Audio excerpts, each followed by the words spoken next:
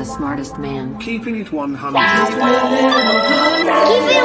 And so the Bears are sending their compensatory 4th-round pick to Jacksonville for Nick Foles. Keeping it 100.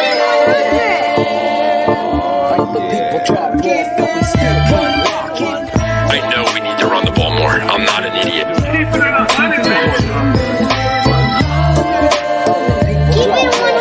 Keeping it 100. Keeping it 100, baby. Open competition. Keeping it 100. Draft Dr. Phil and the smartest man. Chicago Bears select Cole Kmet. Guess who's back? The two dudes that kept it real. The dynamic duo that you love, the smartest man at Dr. Phil. Breaking down the film, never a problem, kick it straight. Most shows focus on stats, we focus on the tape. We keeping it 100, never running east or west. We coming with that truth, cause that's what our fans expect. Cut off the freaking anchor, moving forward to be free. But don't you worry, Shayne's got the dumbest tweets. It ain't no secret, Phil and Shayne got some haters. But now the mouth stuck like the true and now and laters. Debaters, claws get kicked like Coach Tabor. Cuts had to be made, we added a barber moderator. Up and down, boys got you double checking. Sad sacks trolling like a fool drunk texting. Flexing on the truth cause you know they'll never change. Real, recognize real, that's what you get with Phil and Shayne. 100's what we do when we're breaking down the Bears. Fuck a play or a captain, all of the upstairs. The tape never lies, the truth you see. With eyes, we analyze so there's no babies like Maybelline. Straight to the truth with acumen and facts. We got a stat nerd, but he's not just giving nerd stats. Hard crash, big impact like Max Sack. Every Wednesday night you got the smartest man and Phil back. Now we know you're smiling like a fat kid with fun dip. We're back better than ever and we're keeping it 100. Keeping it 100, baby. Keep it 100. Draft Dr. Phil and the smartest man.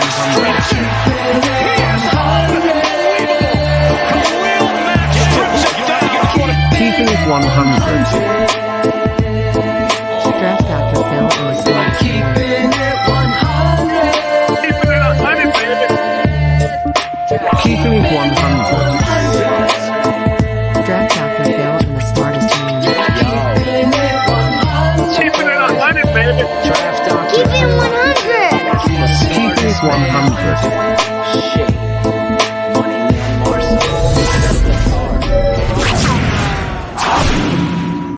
Bears fans, when you're not listening to all the dope TTNL content we're pumping out on a daily basis, I suggest you check out the rundown for our next. This is Mikey A from Stupidity on the Levitard and Friends Network. You're listening to Phil, Shayne, and my boy, the barber Claudio. We keeping it 100 on the Tape Never Lies. There's hope, guys. There's hope. Tape Never Lies Network. It sounds like Daniel Jones' 80-yard run. It was Just like stay on fucking right there. So close. The Tape Never Lies Network. Pure bliss. The following show is for mature audiences only. Tri-City Sports.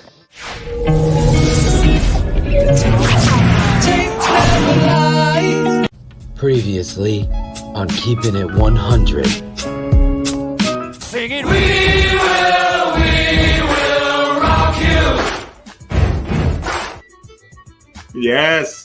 What's up? This is Claudio the Barber. Don't care. Nothing is settled yet. I don't agree. I wasn't happy when the news broke, just like I was pissed when they made the trade for Nick Foles last year. But at least with this, I don't think they're done. I don't think that they're exactly done going after the big fish yet. And you saw big fish in the media industry kind of allude to that. Yep. Weren't at this time. They might be right before the draft. Not today. And the Bears didn't want to wait, and they felt like the right move was to go get Andy Dalton while they could. There were other teams pursuing him as well. Things that make you go, And so the Bears locked him up with a 1-year, $10 million deal.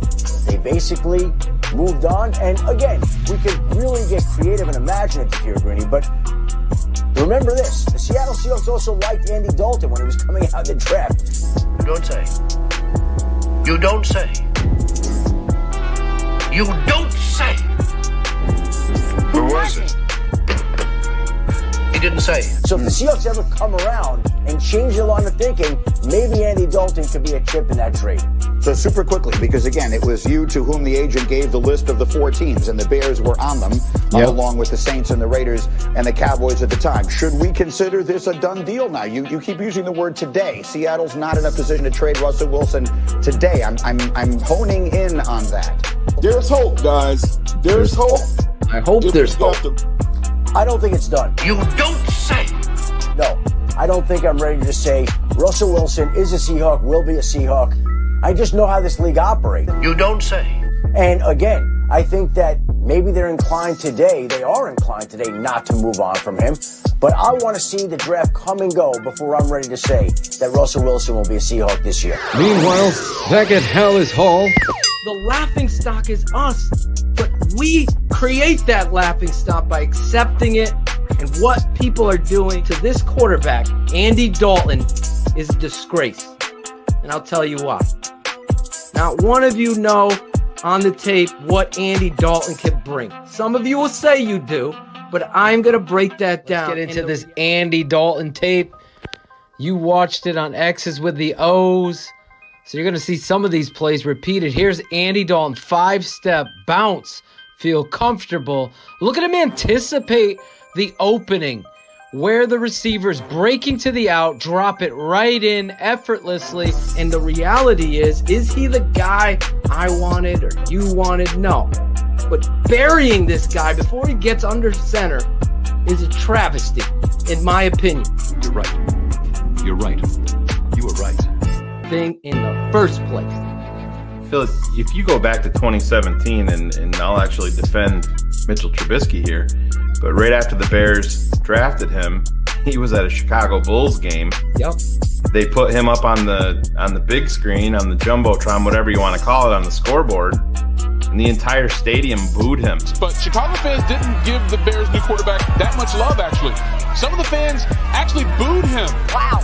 Welcome to Chicago, Mitch. Well, they're honest. This was before he had ever even signed a contract. Things that make you go, Listen, I said that I was not excited or happy with the Andy Dalton news because I don't believe in the structure of this organization to make the correct moves going forward. You know, Phil, we talked a little bit about how this is going to work out, and I'm just as guilty. Everybody thinks that they know what the Bears are thinking, and nobody really does. You know, I'm scared to death they're going to move forward with both of these veteran quarterbacks. Obviously excited to add a quarterback of this caliber. And draft somebody late at quarterback and just say, all right, we brought him in, but we're gonna try to get to 8-8 to 9-7, 10-6. When I'm talking, you don't talk. On this show, we swear. That's why you hear in the open. We're not here to raise your kids. Audiences. We're not here to raise your kids. We're not here to raise anybody's kids. Jerk. I have 4 that I've had to raise.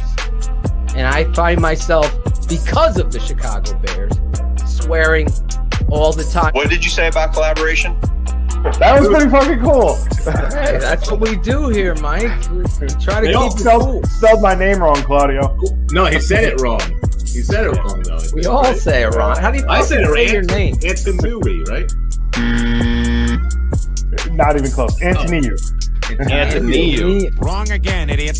I just speak on behalf of Jets fans right now because I heard there's some Jet fans talking shit to some Bears fans, and that's probably the dumbest shit I've ever heard in my life. See? Okay? He knows. Jet fans can't even talk to Browns fans right now. Right. I don't know. The only team we can look down on is the Jaguars, and that's only for this year because they're going to get Trevor Lawrence and they're going to be back in the playoffs, and we're going to still be at the fucking bottom. I don't know who's talking shit, but it shouldn't be Jet fans.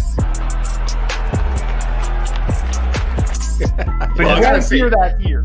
Take us back a little bit. And, this show is called Keepin It 100. You've obviously watched it, so you know how we get down here. Let's talk about you, the person. Here you are. And for those of you just learning about Naquan, he lost his mom while he was...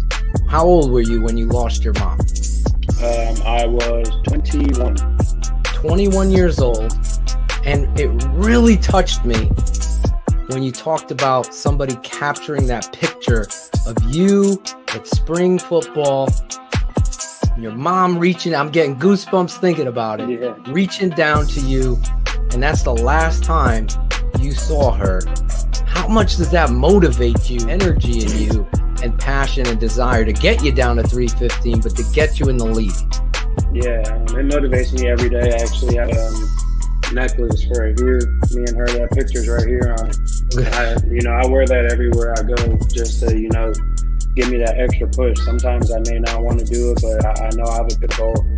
And that was, one of the main reasons why I decided to finish school and actually get my degree instead of leaving early, because she wanted that for me. That was most important to her. Obviously, she wanted success for me on the field, but, she was big on academics, and she kind of let me know every time that's going to be something they can't ever take from you, your degree. And I knew that would make her, she ended up passing away before I could graduate, but, I know she was sitting there with me, and I was able to get that done, and, she's there with me every step of the way. I want to do everything I can for not only her, but for my grandmother and my sisters, for my entire family. And, me just losing weight is just a little milestone, and, and the big accomplishments and the goals I set. And I haven't been that late probably since my freshman year of college. And it's a great feeling just to set that goal for myself at the beginning of this process, and I achieved it. It's Damien Jones, number 93 from Michigan State. I'm keeping it 100 with Phil and Shayne on the Tape Never Lies Network. Go green.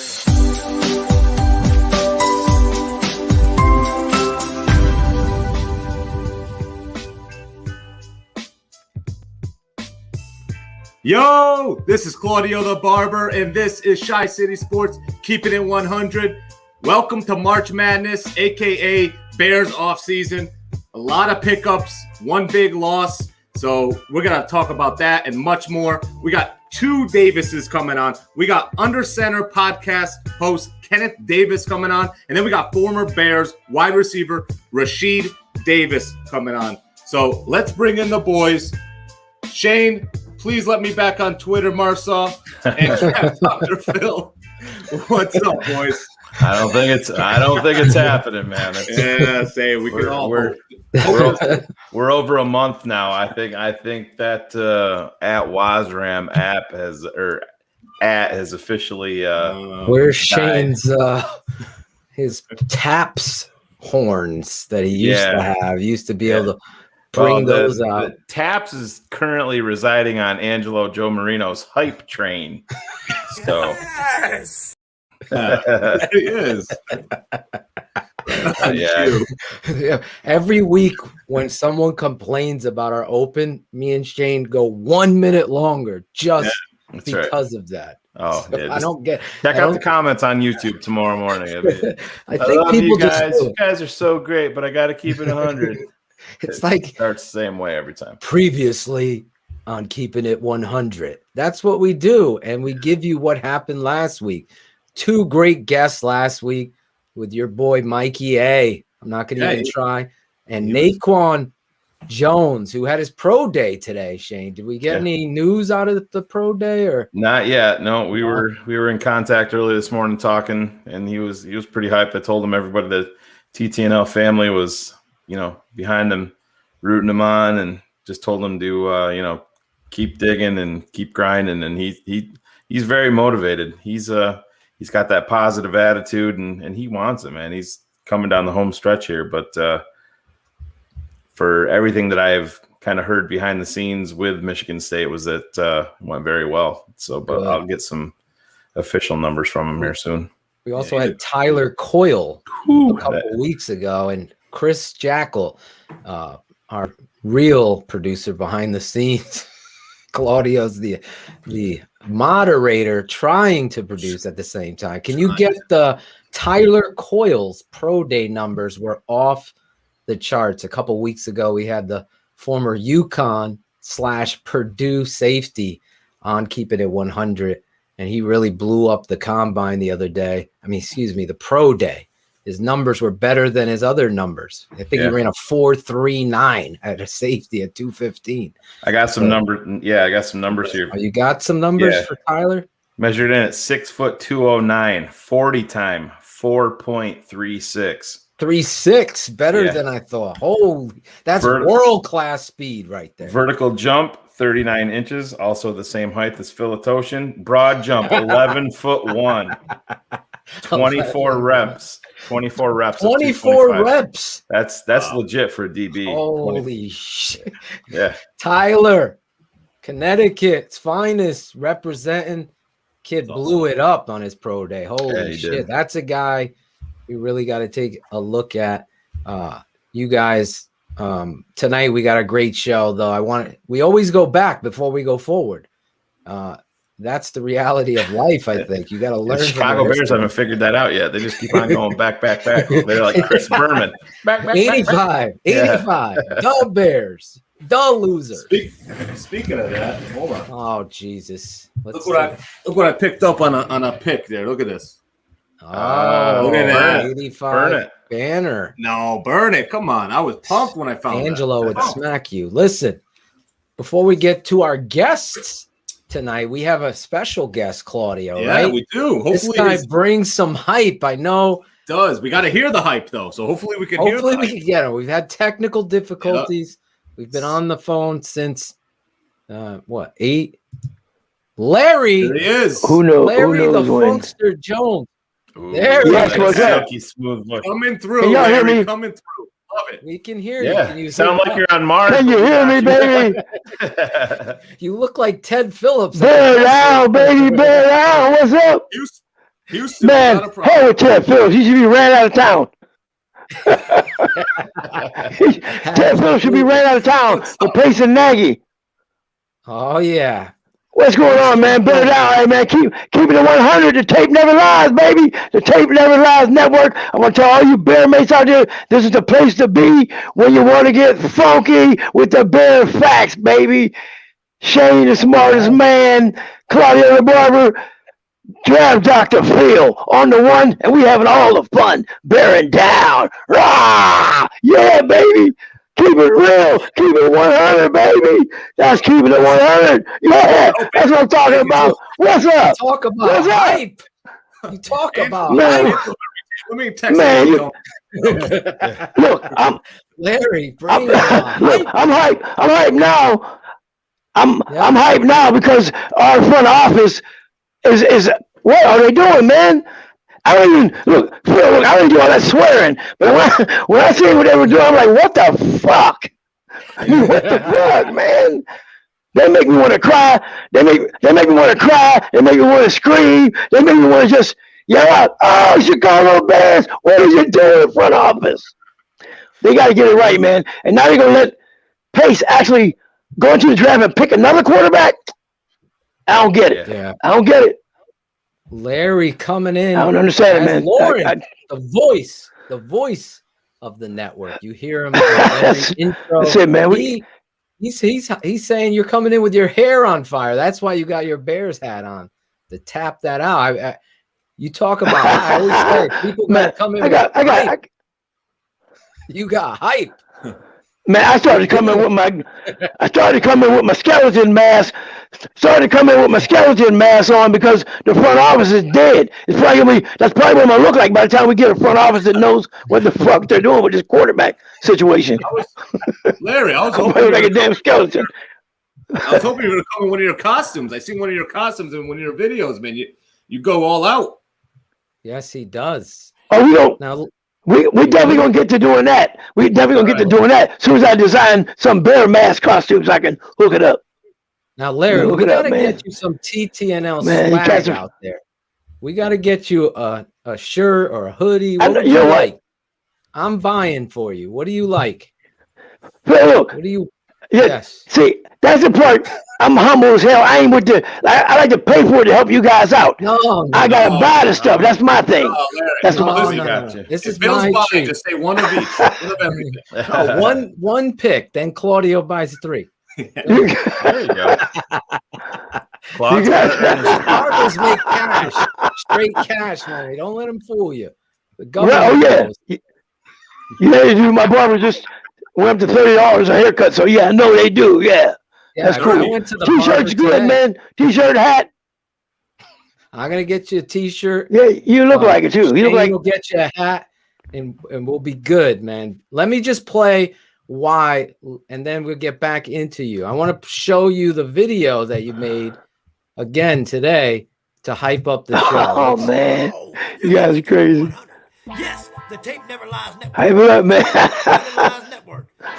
Keeping it 100. The smartest man. They keep it 100 and they bring it to you. Yeah, right here on social media. The best Chicago Bears show going.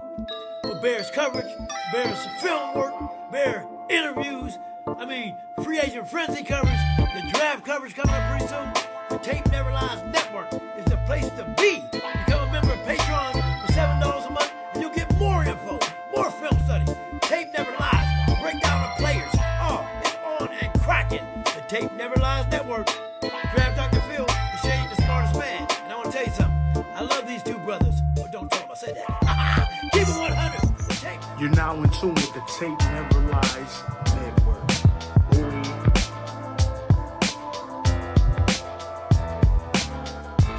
Oh yeah, Larry Funkster Jones. There you are, brother. You bring it each and every time. You found the show. How did you find the show? You keep it 100. So tell us the story, how you found us, man. Because you're like one of our biggest supporters. We can't. Oh, I got his mic on mute, I think, here. Let me unmute. There you go. Go ahead. Yeah, I got my own channel on YouTube, Funkster Jones. So, and I got subscribed to all the Bear channels on there. Now seeing y'all channel, I'm like, I got to subscribe to this dude, these cats. And I started listening. I'm like, damn, they cussing and they keeping it real. And not so much the cussing. I don't give a shit about that. It's just the facts. The facts, what y'all know, what y'all speak about, how y'all talk about. You're honest with your feelings about the organization and the players. And like you said, y'all just keep it 100. And that's where I like it, man. Keep it real. And live every day to the fullest. Because tomorrow's not promised to nobody. So I'm going to celebrate my Beardom today to the fullest, baby. Off season, in season, over the season, under the season. We just got to do it. Keep it 100, baby. Bear down for life. Larry. Yes, bear down for life, baby. Larry. Yes, no question, man. I can't thank you enough for how you promote our network. I'm always talking about how hard is it to like tell somebody something. As Jackal said, be a friend, tell a friend. But how hard is it to press that share button? It's almost like people have gotten to the point where they're so like uppity. Like I try to share everybody's podcast and everybody that I think I don't share any meatball stuff. I'm sorry. I do have a line. I guess I am snobbish, but I don't share a meatball pod, but I will share everybody's hard work. But then I'm attached to somebody who's talking like Andy Dalton fucking sucks, man. He sucks. We're the worst. Like you don't understand that football is a game within the game. You got to look at the tape. The tape never lies, Larry. Yes, That's why we stood on these numbers. That's why we left the old network. I would spend fucking 16 hours cutting the tape, breaking it down, do all this work, and then someone on the show who's done nothing, no football, would contradict everything I said or a contrarian type, like a phony thing, I think. I hope. Or maybe they believe that, but that's why we started this network. You real recognize real, right, Larry? You know. Yeah, no question. If you're going to do it right. And you can't worry about the people that don't like it. Or the people, the intro's too long. No, if you're a Bear fan, it's never too long. You waited this long for a quarterback, and you're still there, and you complain about the intro of a goddamn show. Come on now. Just kick it. Go with the flow with the show. And then it'll put you right in, man. It'll put you right in. Man, it's crazy. And like you said, people want to talk about Andy Dalton.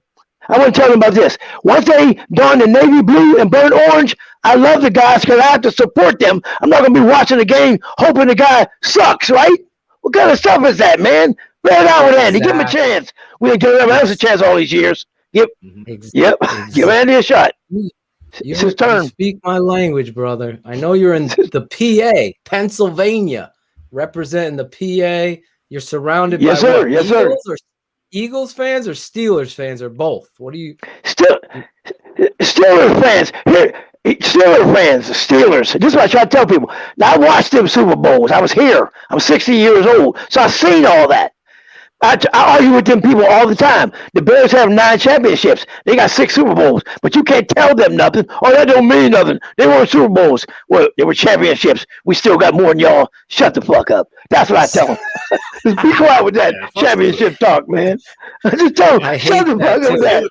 The only fans worse than Steelers fans are Packers fans. Steelers fans suck. Really? Shayne disagrees. Yes. Yeah. Oh, yeah. I've been to the Eagles fans are the worst. I've been to the Eagles. I've been to the Bears Steelers. Fuck the Steelers. I love you, Larry, because Steelers are horrible. Your passion, your truth, and thank you, brother. Thank you, brothers. I wanted to get you on the show because I wanted people to meet you. I know the connection. We're gonna iron this out. Anthony Walker's in the PA too. That's one of our. Anthony's been with us since the old network, and I got to say this about you: you go off your script. All right. I don't know if you have a radio. You have a radio DJ career in your background because you just throw out some rhymes. Yeah. Oh yes. Yes. You better know. I've been doing that since 1975. Keeping it real as no job. Bearing down and it's all the way live. Right here on the Tape Never Lies Network, baby. Woo! You better know that's right. Keeping it tight, baby. Larry. All the way live. Larry, Shayne's over there so cool. Shayne is the calm, and Phil, you're the storm, man. And ever since I've been born, I've been waiting to meet guys like you to keep it real. Keep it real, baby. Woo! That's it, man. That's it. Have some fun. We got some good news, possibly. You know, if they open up because of COVID, the Bears are playing the Steelers. So I know me and Claudio. Yes. I don't know if I get Shayne. Shayne's gonna be changing dirty diapers. I don't know. I might have to leave. I can sneak out if she's sleeping. I'll just. If they're playing there, we're gonna go out to Pittsburgh, PA. You guys are crazy. And make sure we get with you. We'll film everything. We might even bring your compadre, Angelo. Angelo, I hope he's watching, studying your hype. That's what I'm talking about.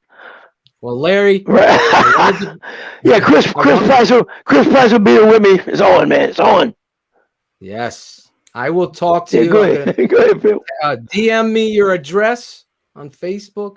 I'm gonna send that out to you. Yes. The end of this week. I get paid for my day job tonight or tomorrow, so I'll make sure I get you that swag, man.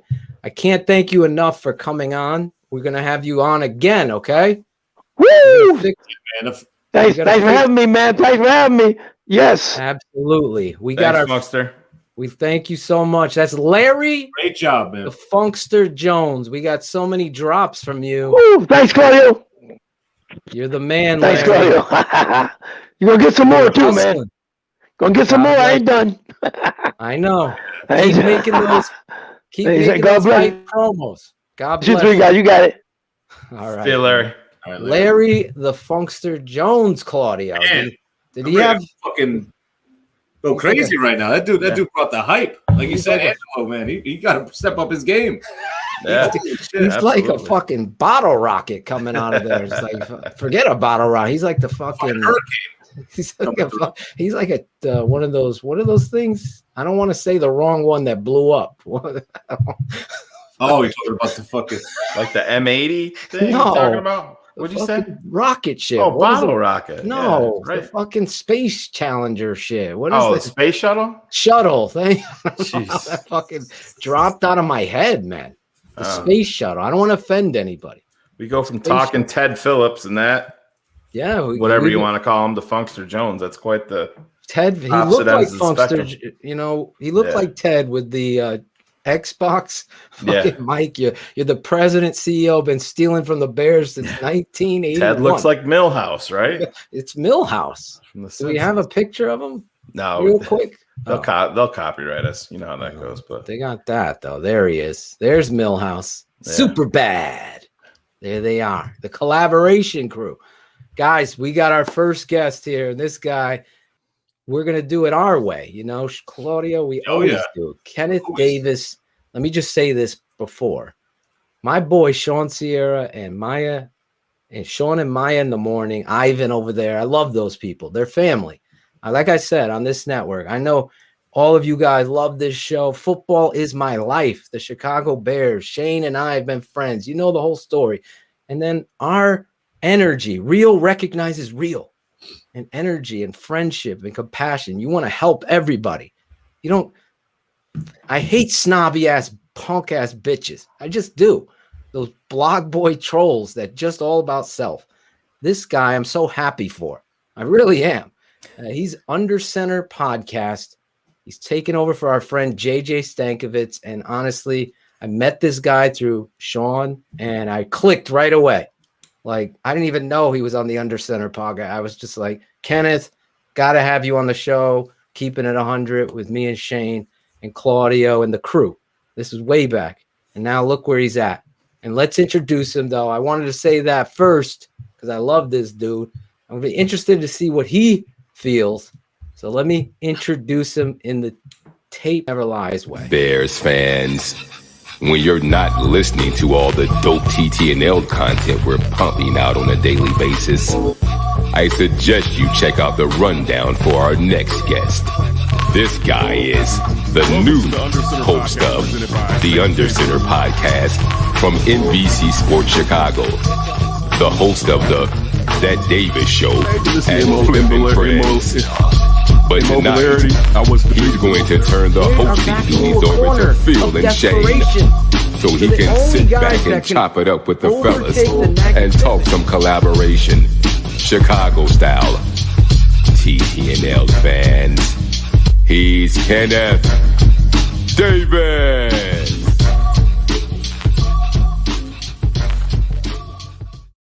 Kenneth Davis, what is up? I made it. Listen. Hold up. Time out. Flag on the play. Shout out to my pops for me not being a snobby bitch. I appreciate that. That open right there, Phil. You're gonna have to send me that, brother. That right there. But it's dope. Listen, I haven't met you, Shayne. It's finally good to meet you face to face. Thanks, man. Phil, I've been wanting to holler at you for a minute. So I'm happy to be on here. Shout out to all you guys, man. Shout out to this crew you got here, man. And all these the energy y'all got. All right, I feel it. But yeah, you know, it's good to be here. It's not good to be a Bears fan. What you want? Especially tonight, as Shayne was. Yeah, you see what our favorite football team is tweeting out here, Kenneth. Look up at your screen there. Why are they even doing that? Why sending out QB1 with Andy Dalton right now? I'm like, they're trolling us. Yeah, exactly. That's what I mean. If they can do something backwards, they're going to do it. I work for the federal government, so I'm used to people doing things backwards, and I root for the Bears, so it's that. Clearly, so I know all about it. Yeah, it's totally fucked up. Caught in the undercurrent. You can't get out of the fucking ocean of stupidity. You're always exactly. Ken, I mean, I'm not. I guess they're doing something for Andy there, I believe, because let's face it, as I said in the open, and Shayne texted me privately about the music and shit. But the reality is, the open was, you know, Chicago. You can't attack Andy Dalton. Andy Dalton doesn't deserve your flames and fire, and we've been telling our crew, 100 crew, as you could see, strong here, listening live to finally meet you, Kenneth. We're telling them, fight back by not buying the tickets, not buying their swag. Do it like that. Let them know we're tired of Ted and George and them allowing their, you know, it's like that parent that has no control of their kid. And it's like, at some point, George, you got to step the fuck up and say, Ted is no longer even involved. I sent Shayne, bro. Shayne, do you have it? Because I texted it to you. that video of Ted Phillips talking about when they fired John Fox. And he mentions collaboration in there. Yeah, it's the same. He mentions that he's going to be involved, but it's Ryan's thing. I don't, and it's so condescending. And so, it's like my uncle coached the Cleveland Browns, Kenneth, in 1978 through 80 with the cardiac, 76 through 81, I believe. I forget when he started, but the cardiac kids in Cleveland. He told me there is an issue in Chicago, and it's with the top. It's the business side. They don't understand the importance of getting someone who understands football on the front side. That's where you don't hire an accountant to cook food. You don't hire an accountant to be your chef. You hire a chef to do that part. The accountant handles the bills and the pay and how you're going to make money. The reality is the Bears are having this guy with, as Sean would say, grubby little hands in there, Ted Phillips. And they're saying that, well, our football guy's the GM. Well, who holds him accountable for the hiring and missing on 2 generational quarterbacks? You're still going with this crew. Talk about this front office and your feelings on it. I know you have some strong opinions on it. I mean, it's disrespectful, to be honest with you. All of us here at Bears fans, shout out to everybody that said what's up to you guys. I'm happy to be here. It's disrespectful. I mean, it's so disrespectful that I don't even really want to get angry because I was watching something. I was watching a clip about how you deal with people that troll you. And I usually do this. I usually don't give my energy to trollers because they feed off of your energy. Yeah, and right. I feel like that's the same situation here where they've been disrespectful. It's been systemic from the point of we've never had a quarterback. My father would be in his 70s right now if he was alive, and he didn't have a quarterback here. You know what I'm saying? But when you look at Ted Phillips, and look, Ted Phillips did something that Michael McCaskey couldn't do. He parked that spaceship in Soldier Field. Right. You know what I'm saying? So, okay, but you don't owe him for the rest of your life because Michael McCaskey was bumbling and couldn't get a stadium deal done. It's time for Ted Phillips to go, and I agree with that. But even if you wanted to keep him around, he shouldn't have his hands on football matters whatsoever. And this is another thing. I'll say this. If they truly care, and I don't think George McCaskey, from everybody I talked to, he's not a bad dude. All right. From everyone I've talked to, I've met the guy. He's the most average of owners that you can find in the NFL as far as, I think he drives a Camry, him and Mitch. Like this. What is it with Camrys in the Chicago? Listen, I mean, maybe I need to get one. We can all get jobs down there. Yeah. But listen, if you look at his office, if you look at the end of the year, meetings, we were joking. His office is the least nice office out of all of them. Like, he's the owner, but the thing is this, and to be honest with you, we all know how we can be in relationships. I always get down to relationship analogies. All right. All right, let's just say things aren't going well with your significant other, right? You're either going to fix them or you're going to make it seem like you fixed them. And they've done neither.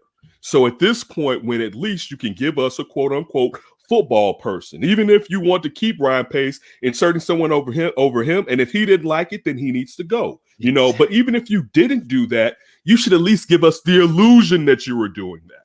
And that's where the trolling, it's not even a trolling. That's where it's like, you know what? I really don't give a fuck with how you feel. Exactly. And listen, maybe they're oblivious to it. Maybe you're living in that ivory tower for so long, you're oblivious to it. But down here on the ground floor, and I've been saying it for years, you shouldn't give them your money. You know what I'm saying? Like it's just the truth. Dude, you just said that your uncle was the coach of the Cleveland Browns, correct? Yes.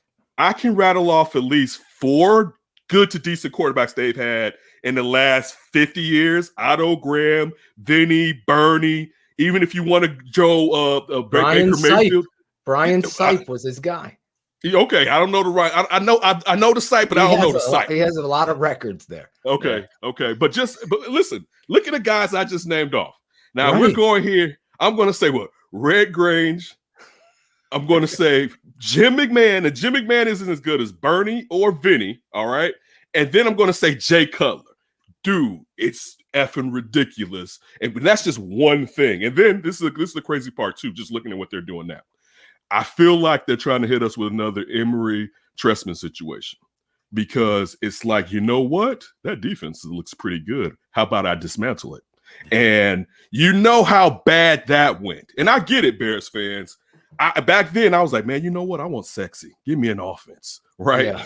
Man, listen, you know what works. And I'm not saying you have to have the top 8 defense, but you need to be close to 15, or unless you have a great offense, you need hovering around 18, but you know you can still stop a team. But looking at what they're doing now, I thought, sitting on the Under Center podcast, I asked Adam Hogue a week and a half ago, and I thought Kyle Fuller was going to get cut. And I said, you know what, with the Andy Dalton being signed, and we all have been talking about, you know what, they're probably going to extend Akeem Hicks and Kyle Fuller so they can get their cap numbers down. And I was like, you know what, with Jalen Johnson there, I bet you that they sit there and they get rid of Kyle Fuller and be like, you know what, Jalen Johnson, we're going to bump you up to number 1. We'll either replace or find another through the draft as far as a cornerback.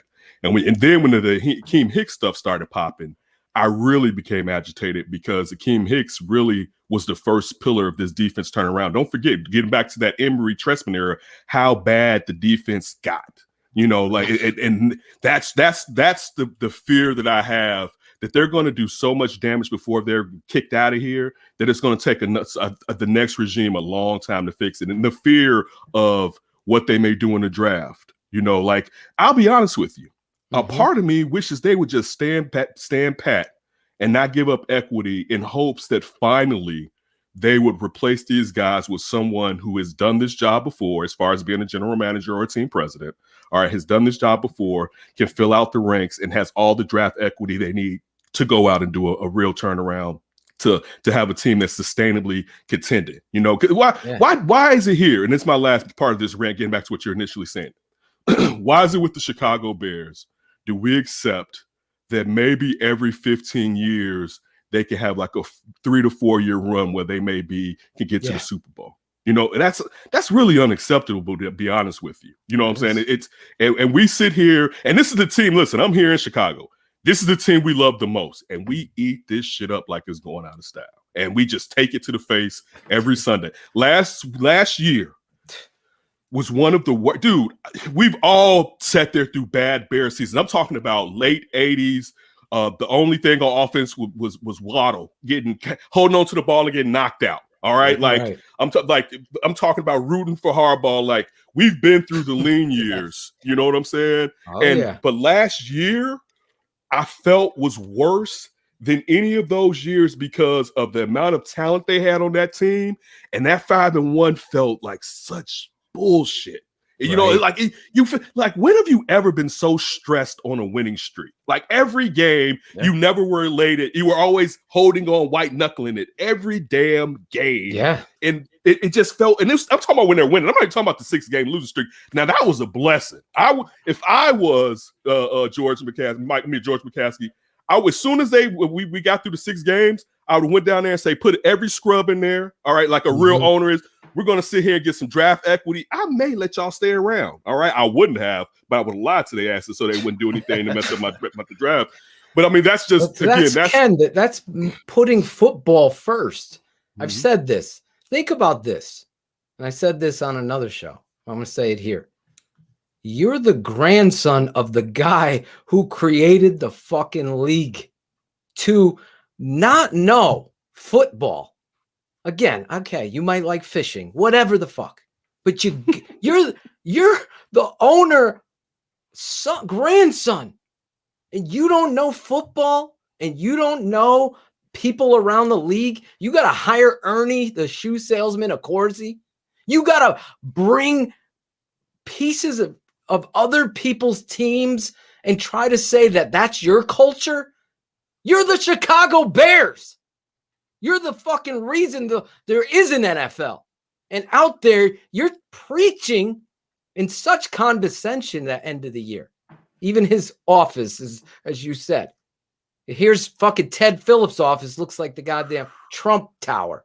And the fucking, right? Yeah. His office looks hooked up. It's got the fucking lights. Like my bag here got lights. Everything's lit. And here's gotta our have a nice owner. place for all the secretaries to hang out, Phil. Exactly. Oh, should I I not know say the that on story there? of Ted screwing around with the secretary. That's the face of your franchise. He's involved in hiring. I don't know put about it that. out. I do. Oh, we do. Oh, we do. We do. We keep it on. Keeping it 100. No. I'm just saying. I hadn't heard that. I hadn't heard. I'm just letting you know. It's out fact. here wilding out. Was out there wilding. He left his wife for his secretary. Yeah. Oh, okay. But anyway, okay. The reality is this guy's lived and functioned in this fucking team and is in charge of it. Do you know the story of Chris Ballard?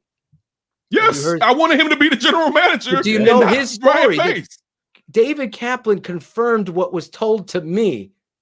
And this is how it goes. And I'm repeating for the 100 crew, but you need to hear this so you could share it with Adam and these guys on your podcast, your show. He's sitting across the table in the interview with George and who was the other one with him, Shayne? He said it right in front of Ted. Oh, he said it in front of Ted. Okay. Yeah. These are the two conditions that I would work here. Ted is out. He's just in charge of accounting. He should not be around football whatsoever. He goes to the other side of the building, and I don't see him. That was his exact quote. He goes to the other side of the building, and I don't see him around football. And two, Jay Cutler, gone. I don't want him here. We get rid of him, trade him, whatever we got to do. I want this culture to be clean. This is a guy that grew up in this fucking culture of the Chicago Bears as a scout, worked his way up to the director and so on. And Chris Ballard sitting there, and George McCaskey, little Georgie, gets so nervous. He's like, okay, thank you for coming. Goodbye. Because Chris knew the freaking roots of the evil. Yeah, he knows where the skeletons are. He knows where all the right. I told him it's like the plumber knows where the shit is, right? Mm-hmm. That's Chris. He knew. And now you see what he's building with the Colts. He understands you build the front first. You build the offense and defensive line. Then you get everything going. Then you get your quarterback and everything. We got Charles Leno out there, and I got a cult of Leno fans. I have no idea how you want to talk about football acumen. You got none if you think this guy at left tackle who's soft as puppy shit is going to get you wins. A quarterback needs a left tackle. We haven't had one since John Tate. You got Jamarcus Webb, Bernard Robertson. What's the other? Frank Omiel. Owen will tell. Come on. This is ridiculous. You're putting that shit out there. Cut that guy. Send a message or get his ass in shape. Get him out there and work on it. These are the things that it's just on tape, because that's where I talk from. Right. I think on tape, he's awful. He's awful. Don't let anybody tell you different. Oh no, you know that's not flying over here, man. I know you. I know that, like, dude. If you listen, you just said there's a cult. There's a cult. Charles I Little swear Jr. to God, fans. they think I have a shtick. I can't take losing on Sundays like you. You think? Why do you think we have fans? Because they want real talk. They don't want PFF B+ grade. Are you kidding me? Are you watching anything? Come on, I'm getting fired up already. Sorry, Shayne.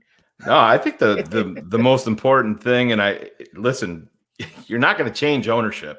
It's a sad part.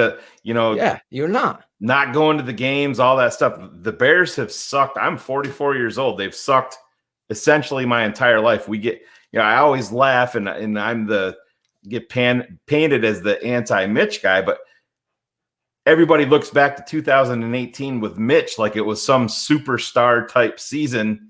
Statistically, and I'm like, that is because your bar is so fucking low as a Chicago Bears fan. You look at that and you think that was a magnificent season by a quarterback, and it's not. And Kenneth, I'll tell you my biggest fear here. I happen to think that Ryan Pace and Matt Nagy are not on a short leash. I'm scared. I don't think they are at all. I think it's like I think it's at least 2 more years. Exactly. And I think they know it. You can tell how they're moving. You could tell how you could tell like, and then this is the thing too. What's the real degrees? And of course, maybe you really did go all out for Russell Wilson, but in that's like me saying like, yeah, I'm trying to date Rihanna. I'm trying my hard as hell to date Rihanna. Like I'm Angela. giving it my all. You show up to the bedroom and it's Blanche Devereaux, right? Exactly, right? The Golden Girls. Yeah. I'm out here. I mean, just I could try. I could say I'm trying, but is it a reality? You know, and it's like, are they selling us this BS to make it seem like they're trying to do something? I'm with you, Shayne. I feel like, you know, that these guys have a longer leash.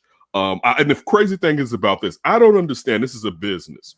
Why these grown ass men don't like feeling awkward as far as, you know what, you're not doing your job, and dude, like we've all we're question. We're adults. We've all had to have. And listen, one of my guys always says, never be the weakest link. I can say that there have been times in my life that perhaps I have been the weaker link, but I try my best never to be that. You know what I'm saying? I remember this one time I'd never been fired at a job, and I remember being fired. And I'm like, damn, I've never been fired. And I remember I was working for a husband and wife, and she was the one that hired me, and she was the one that was all like, yeah, you can. But me and him became pretty cool. And you know, we would have awkward moments, you know, but we were such good friends that we would basically like, you know what, this is over. And then we'd end up getting back together, basically. Have you ever been in a relationship like that with a girl? Y'all talking like, it's over. And then at the end of the conversation, it's like, I guess we're going to stay together. Yeah. Oh, it's Friday? It's Friday. I can't push her away. Not right now, right? Yeah. And it's like, you guys can still be friends after they're let go. You can listen, if y'all are really friends like that, but for you to feel like, you know what, who's going to replace? This is business, man. Like you a grown ass man. You cannot sit here and be afraid. And the thing is this too, and I think this in human nature, what's safe is what's best. And this isn't even something like your life is not going to be on the line. Your livelihood's not going to be on. This isn't a situation where if you move them out, you're going to lose the Bears and you're going to lose the billions of dollars that the team is worth. All right. So it's not even like real life shit that when we're talking about as far as you just standing up and being like, dude, you are fucking up. All right. I've given you too many opportunities. And this is the last part too. Let's just say, for instance, I joined the Tape Never Lies network, right? Mm-hmm. You guys are giving me all this stuff. You're producing, you're doing everything, and I'm trash, right? Sooner or later, you have to come and be like, Ken, this isn't working. Now, I could either be a man and appreciate that I was given this opportunity and I failed, and be cool with y'all because, listen, you're doing what's best for you. If I really care for you, I want what's best for you, and I wouldn't want to be the reason that you're being hurt or to stopping your finances for increasing. So, like, what is it? Because it's just not, and it's sexist when I say men, it's grown up shit. Let me put it like that. It's real grown up stuff.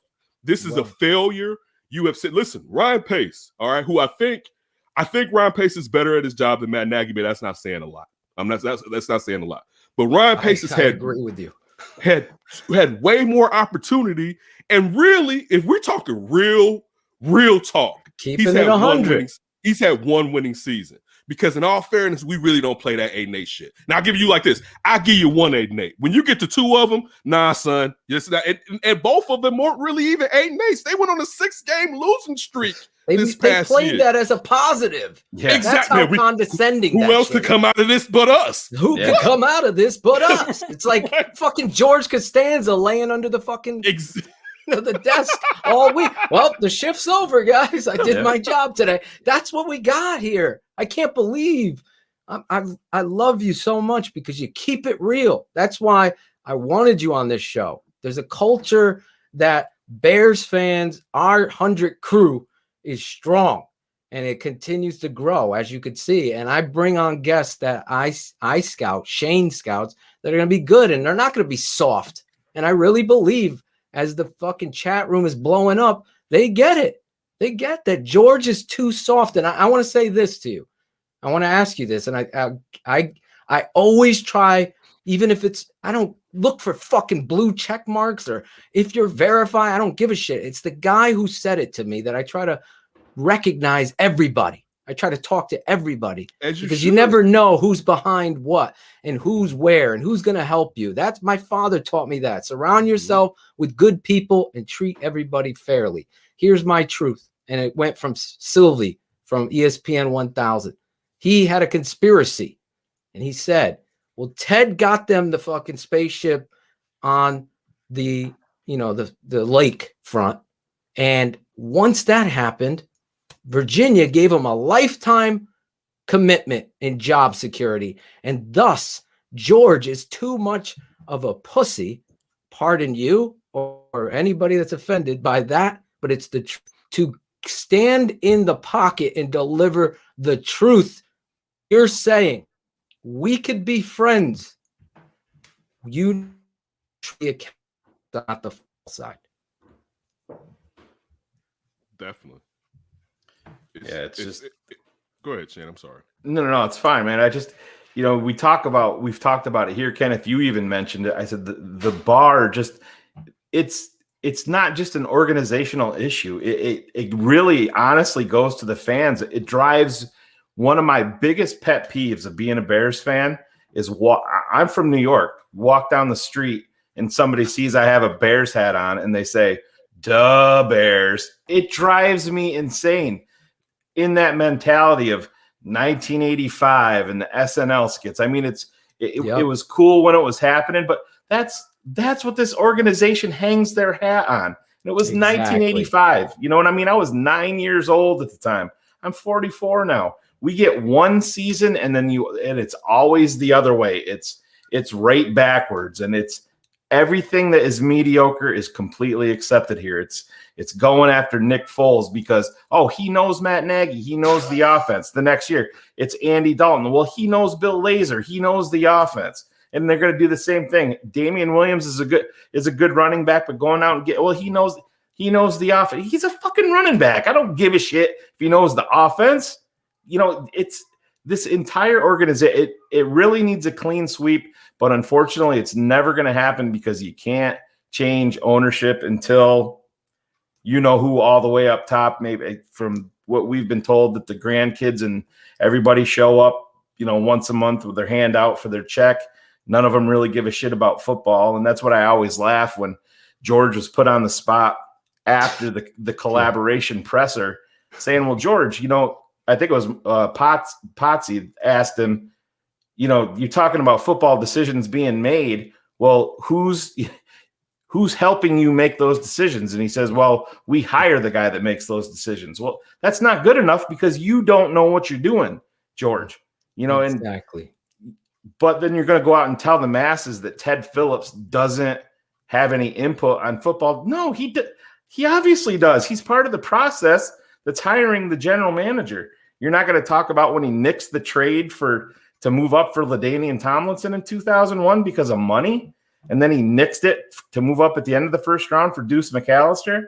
And then they had to settle for Anthony Thomas. He's Ted Phillips, Ryan Pace, the entire crew. Phil and I talked about this years ago. Back we were attacked by these blog boys. Yeah, back like, in no, you don't Ryan, know. You're when not Ryan even Pace from first Chicago. Came here, it should have been everything. Everything. Jay Cutler. Everything should have been completely flushed out. And the Bears are that team, that organization it's not even a year too late. It's 2, 3, 4 years too late. You look at Bill Belichick, he's like, oh, this guy's starting to regress. I'm going to flip him for a pick now. The Bears don't do that. They're going to drive that bitch right into the ground until it's on fire, and they're not going to get anything for it. You know what I mean? It's just. Well, to his point, though, you made a great point, Ken, and you talked about, and Shayne had pointed this out to me earlier in the offseason. He's like, Phil, don't be surprised if all their money and resources go to the offensive side of the ball. Ken, you hit that shit out of the park. Okay. And I flipped a freaking lid, if you could believe it, when the Kyle Fuller thing, because I just don't understand how you're getting better by getting worse. You're not. This is a homegrown talent that's your most mature player in the secondary who continues to show you that he's a student of the game. And oh, by the way, it was Vic Fangio who confronted him, held him accountable in the press, and changed his whole career around. We can't even have our coach do that. Everybody's fine. Oh, we're not.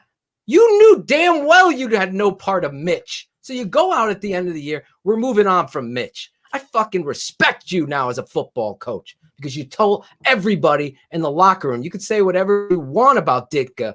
everybody. We had Dante Jones, Lemuel Stinson on the show.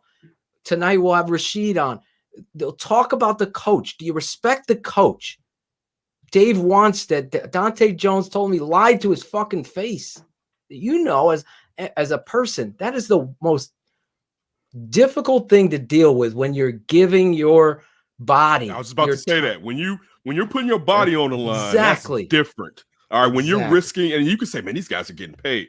Go get cracked up a little bit and see if that pay is just the same. Listen, I don't care what level you've played on. Go through doubles after a summer off. All right, and see how you feel with how you have to dedicate yourself. And just dude, at any second it can go down as far as you seriously injuring yourself. And let alone you're talking about a middle linebacker, and that's a middle linebacker in the 90s. All right, just think about how you coming down the pike, head down. You know, like taking on fucking Lorenzo Neal, like boom. Exactly, boom, right? Yeah, he gave his heart and soul. I love that dude, and he kept it 100 on the show, like you. And it's just unfortunate because, listen, I love my uncle, I love my father. They said it. When you allow bean counters to control football, it's just like that athletic director on a high school level. Everybody's got to play or something like that. Well, I'm not going to continue to have a job if that's the case. The reality is in football, it's a man's game. It's a game of speed, and it's a young man's game. So to Shayne's point, there's a time where you could see you pull the freaking parachute. With Kyle Fuller, that to me was a guy, as we've said many times, that can move back and play safety as he loses that step, which he hasn't. That was an unfortunate thing, and it still frustrates me because football things, I've said this for years, fuck a cap, that philosophy. This year, the collusion by the owners is ridiculous because they knew. Kenneth. Can I jump in on this? Go ahead. Real quick? I've said it many times. This is just the bullshit to me. No one can answer me this. All right, this is your bank account.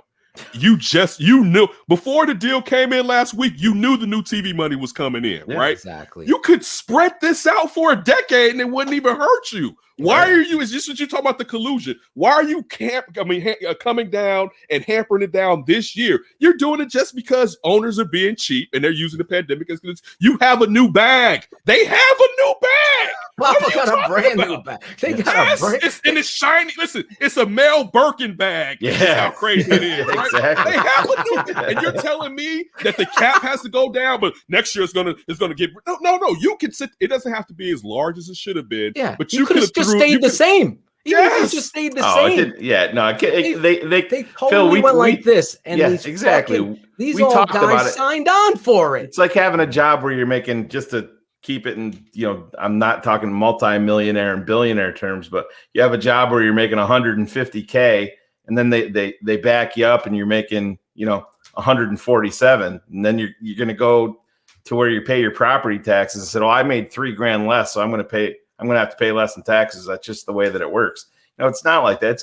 It's 100% collusion. It's how they've driven the prices down. You see what they're doing with the wide receivers, and they're calling them, replaceable parts and all of that stuff. And hey, Ryan Pace, you can say he obviously the way that everything worked out with Allen Robinson. And I said, I find it funny. The guy can't get out of his own way in some situations, but then you're going to tell me that he read the wide receiver market, right? And I'm like, yeah, I'm not so sure about that. I think these guys, like Phil said, they're colluding behind closed doors, and all of this shit it's just so it's harder and harder to be a Bears fan. But Kenneth, just to shine a little bit of light on this, because this is still out there, and I know there's a lot of people that don't. There's a lot of people that don't believe it, but Adam Schefter has come out 3 separate times now since the Russell Wilson deal has been kind of swept aside. And he's specifically brought up the draft, and he's specifically brought up the Chicago Bears again, and still thinks that a deal for Russell Wilson is not completely dead. What are your thoughts on that? And I'm going to ask you, if you were to put a percentage on it, do you think that anything like that is still viable. 9%. Yep. What are the Bears like? Listen, I don't know what Snyder and Pete Carroll will be sipping on. Because what are you going to do? So let's just say some of the things that we've heard. Yep. Some type of 3-team trade where Sam Darnold replaces Russell Wilson. And listen, and you think about it. Pete Carroll and Snyder both just got new deals, right? Yeah. And you're sitting there telling me, and I'll say you're sitting there telling me they're like, yeah, this team that used to be the Legion of Boom, but is now predicated on its offense. We're going to take away the best player on that offense and replace him with a talent that's unproven in the NFL as a Sam Darnold. Now, I'll say this on the flip side. They could look at it as, look what we did with a quarterback on a rookie deal, not meaning that Sam Darnold's going to be the long-term replacement, but you know what? We did it before.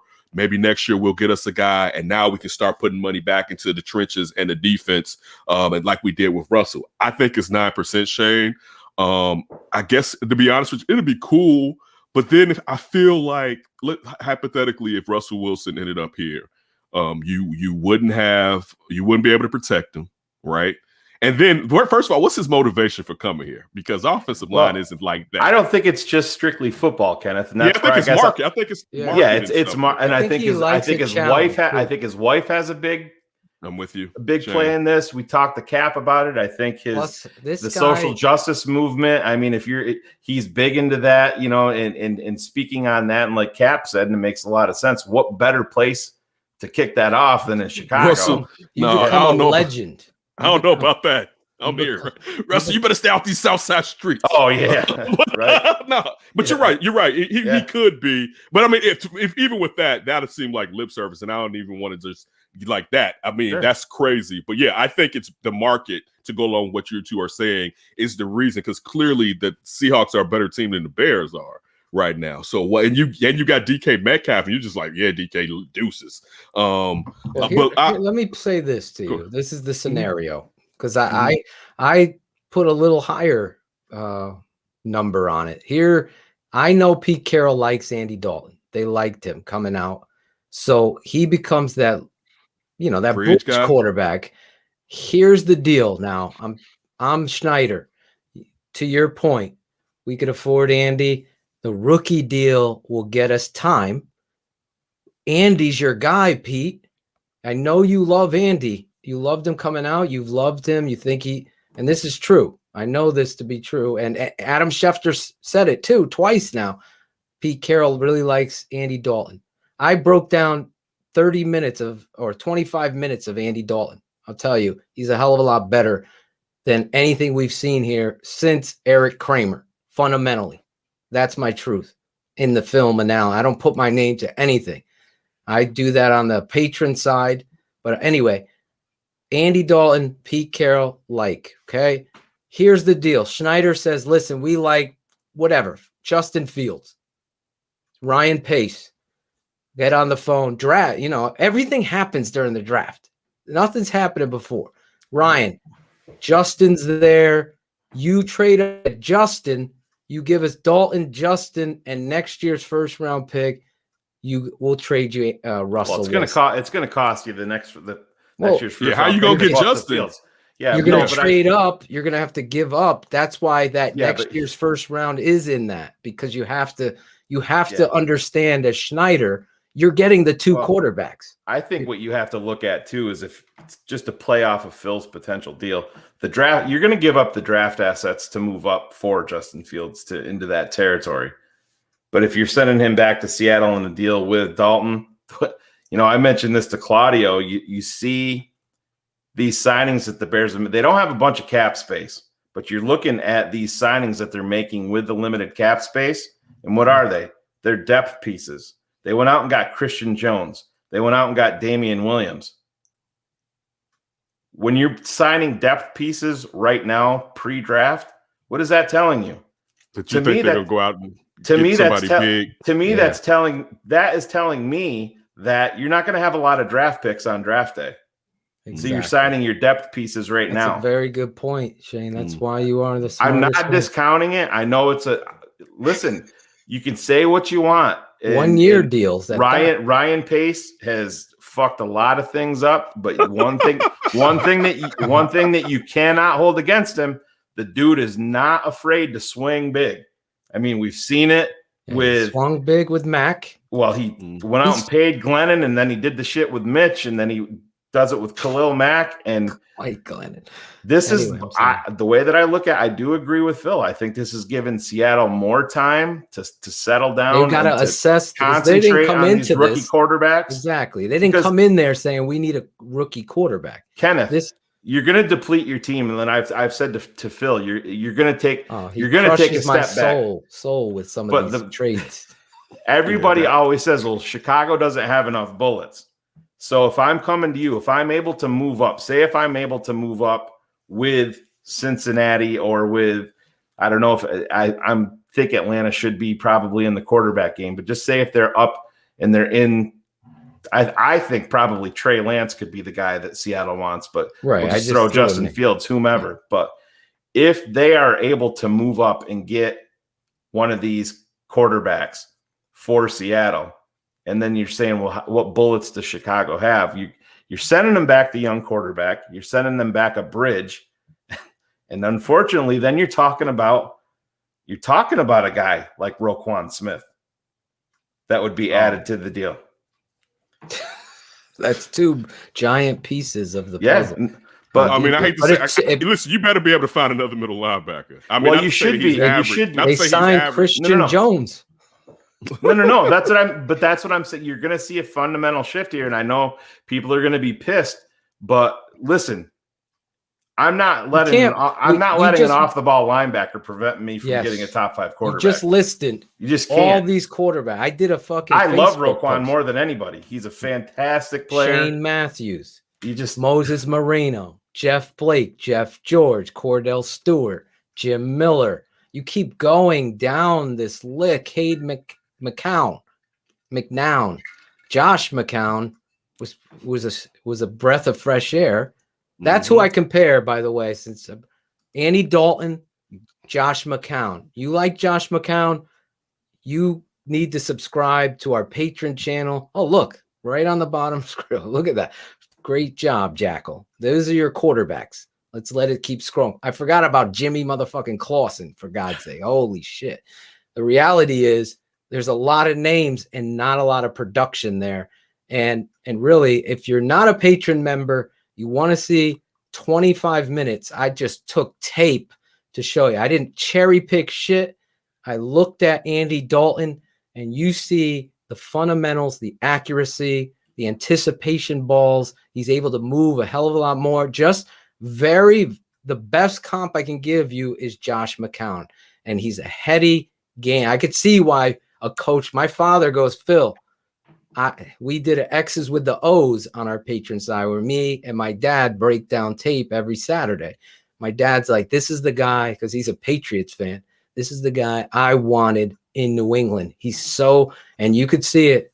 I mean, he's got the ball, boom, boom, boom. He's hitting them, and Dallas has shitty tackles. Guard, doesn't matter. He's stepping in there, throwing. So he'll be right at home with Speed Bump Charlie out there. I'm just keeping it 100. Shane. It can be unlikely. I just can't.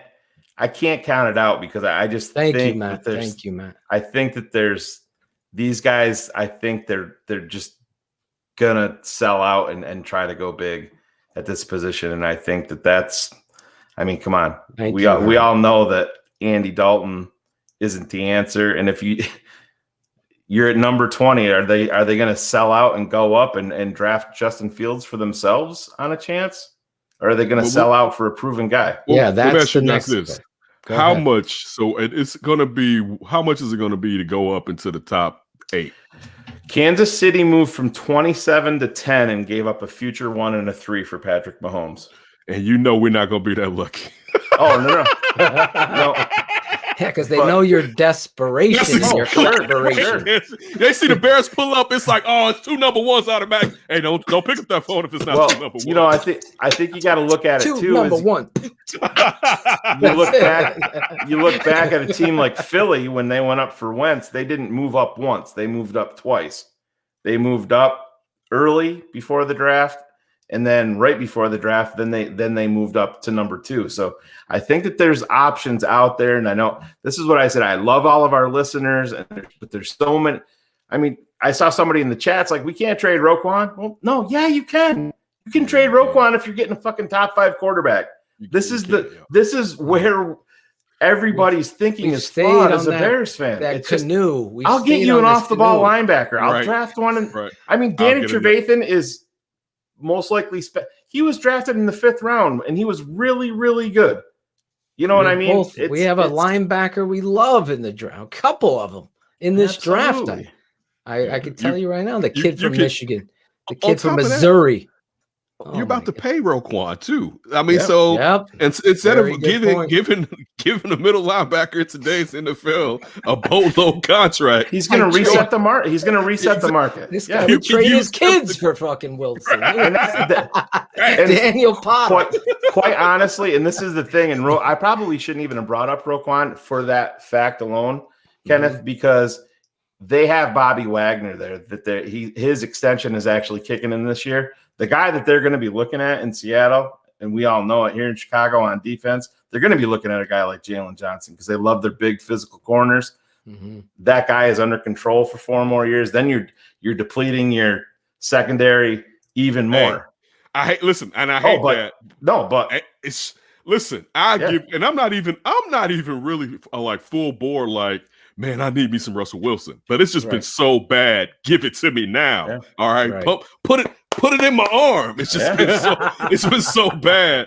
But listen, everybody on this roster is available for that player because it's not even a Ryan Pace thing. It's a Bears forever thing. Cannot get a quarterback. All right, they can't, and due to that, you have to go above and beyond. In an embarrassing manner, to be honest with you, because dude, listen, 3 number 1s is a lot, and I know that I know you don't hit on number 1s. You listen, out of 3 number 1s, you may hit on one of them, but it's the opportunity. Seattle certainly doesn't. Let's go look at their first rounders. They traded 2 for a strong safety. And on top of that, they could have drafted Budda Baker like 5-6 years ago. He went after like you could have. Exactly. And you sat there and had to give up all that for Jamal Adams when you could have taken Budda Baker and it been fine. But yeah, I mean, there is such a dire situation when it comes to under center. Yeah. But, there's such a dire situation that you have to do whatever. And I mean, as me, and I think all of us kind of look at ourselves, either like Phil, I know from coaching, but a GM hat or whatever. I always want to have the equity because I feel like I can figure it out. But guess what? They can't figure it out. And that's the proof. They can't figure it out. Part of me would want them to be like, listen, I want a quarterback on a rookie deal so where you can go spend some money on other holes and go for it for a few years before you have to pay this guy. But you can't raise a quarterback. So I can't even say, and Justin Fields probably is probably my 4th guy now, I would say. You know what I'm saying? He's probably my 4th guy. You know what I'm saying? I've always been a Trey Lance guy, but Trey Lance, that accuracy issue and then looking at his pro day is a lot of receivers having to slow down and readjust or whatever. So it's going to take a minute, but still I probably lean more towards him than Justin right now. But I would love to have either or, let alone if I can get my hands on Zach. But I would love to have either or. But I know this coach can't grow the football. So what? Like we always thought it was Mitch. And not to say that Mitch is a world beater, but we know it's just not Mitch. Right. It's Nagy, and then we still get to the point of, and this one thing I want to say too is funny. If you can look at the front office and you can look at the coaching staff. Big plays are nice. They're good. I think we all know that Nagy's probably going to have his hands on our offense, even though they should just let Bill Lazor do his thing, right? Yes. Yeah. But this is the thing too. Let's just say hypothetically, Matt Nagy did let Bill Lazor do his thing. He would still make decisions on offense because he's going to be the guy to determine if you're going to go for it on 4th. Listen, in this yardage situation, should we be conservative or should we be aggressive? So he's still controlling it. Now apply that to the front office, right? You can say that you have a football guy in Ryan Pace, but you still decide where the money is going to be spent, where the draft capital is going to be dealt. So if you don't even know what the hell you're doing in that situation and you're the last and you're the person that makes the last call on it, then your team's in a really bad situation, and it's down there in the coaching and it's up there up top. But for Russell Wilson, I would give up the world, and I don't like saying that because we shouldn't have to. With this team, we should be like, you know what? If we get us one of these young rookie quarterbacks this year, we're going to get into the dance, and next year we should be going after a title after this kid gets some reps under his feet, and that's how we're going to look at it. Break on 3, But since we're out here as a minor league team, we got to throw everything against the wall to try to get a 32-year-old quarterback with a hot wife. Yeah, that's the thing, man. We sit here and talk about the Chicago Bears. Winning isn't priority number one. The bottom line is number one, and we know that. And who affects the bottom line more than a top 5 quarterback? Russell Wilson does. Kenneth, what happens if Russell Wilson comes here and they hit with him? It's going. You know what's happened? You just talked about it. Yeah, what you said with 85 on Saturday Night Live. Exactly. He becomes. He's close to bigger. MJ, bro. That's what he knows. It's facts. It's facts. You don't understand. A quarterback in Chicago, all right, that's a megastar, walks on water, basically. Like you can walk up to Ted Phillips and tell him to go fuck himself on national TV, and George would be see you later. Yeah, like dude, if they had a Hall of Fame quarterback, he would run the franchise. Like it'd be nothing to stop him because of the fan base would be so galvanized behind that player. That listen, if you ever thought the Bears could do something to turn the fan base, let them get a Hall of Fame quarterback and screw him over. You'll see what happens with the fan base because the Bears fan base has never had it. And when you finally get something like real quick, Shayne, when you have an opportunity that you like every game we in it because that dude's out there on the center. We've never had that feeling where it's like, dude, every Sunday you pull up like you said, don't fuck it up. Don't fuck it up. Don't fuck it up. You're just praying. I used to go to church praying, Shane Matthews, please have a good game. Here's the thing that we have to look at. You can't talk about any type of business, anything now without bringing up COVID. And this is the thing. They just went through 16 games of an empty stadium. There's potential.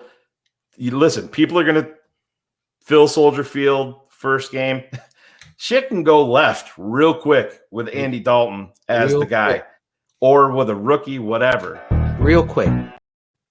Russell Wilson, man, he throttle. It's a whole. I just think listen, you're risking the draft capital, and I understand it, but what do they say? The rising tide raises all ships. And that's what it does. And just imagine, like I said, if you hit and you're like sitting there and saying, I could have made that deal, but man, that off the ball backer was so good. It's the wrong mentality, and it's gonna sting because you're gonna give up draft picks, you're gonna give up a couple of good young players, but man, you're filling the most important position in all of sports. And you can't talk about it. You gotta be about it. He said it every year that it's the most important position in all of sports. Nobody be talking about the Cubs, the White Sox. Nobody's talking the Bulls. I mean, that would be all Chicago all the time. They would be leading Sports Center. It would be Russell's crazy. town. Yeah. It would be Russelltown. And that's the reality of how important that position is. And I really want to say this because you stole a little of my thunder, Kenneth, and that just shows how much alike we are, the three of us. I've always said we've never had that quarterback that at halftime you're trailing the Packers 10 points that you got. Oh, we got Russell. We got this guy, and we have a shot. When there's down, you're praying for miracles. You're praying for Eddie Jackson to make a fucking play. Just don't make take one turnover. Come on, don't take that comment now. And I want to address Red Hat real quick. I watched every game Jordan played, and Kenneth, we're not saying that he's going to be the icon. We're not saying that. We're saying it's going to comparing it's like flavor, dropping a nuclear bomb energy, and that energy. It's going to be. Oh my God! It's going to ignite it's going to ignite the fan base, the city. Oh, Jordan, my God. Jordan, too. This is the thing, too, with Jordan. I mean, of course, he's my favorite athlete of all time. Absolutely. Right? But you got to also understand that Jordan ended up belonging to the world. Yeah. Like, that's like, so the difference here, like for Chicago was that like until like the early 90s, he was, I mean, even though the world knew about him, people, you know, he was huge, but he was ours. But then he became the world's. Russell would be ours. So that's when the comparison is, he'll never be as great as Michael Jordan. We're not drinking on here. I'm not, after I get off of here, I'm going to drink. Yeah. But we're not drinking on here. So that's not what drink on here. It's that's fine. not he was, you know, I'm trying You're to in get Illinois, you could smoke if you want. Well, hey, but here's the difference. Here's the difference, guys. The Bulls won 6 titles in 8 years, and if the Bears had won 1 Super Bowl in that streak, it's a Bears town. It's a Bears town. The Football Bears are the king right now, anyway. It stops there. Look, Walter Payton is the greatest ever. Greatest ever do it. He's and Gail Sayers and how he still was making money here in the city. I'll say this. In 05, right? My White Sox won it, right? I remember moist eyes. My father had been gone for like 3 years. I'm like, damn, he couldn't be here. The Sox finally won it, right? And that year, then here comes that the 06, right? I'm just saying early in the year. There you go. Bears, right? I have to Rex say, Grossman. I'm like, Rashied's coming up next. Right, dude, I'm like, damn it! If they win this, everyone's gonna forget about the White Sox World Series. They would have forgotten about the White Sox World Series. It would have been like, who?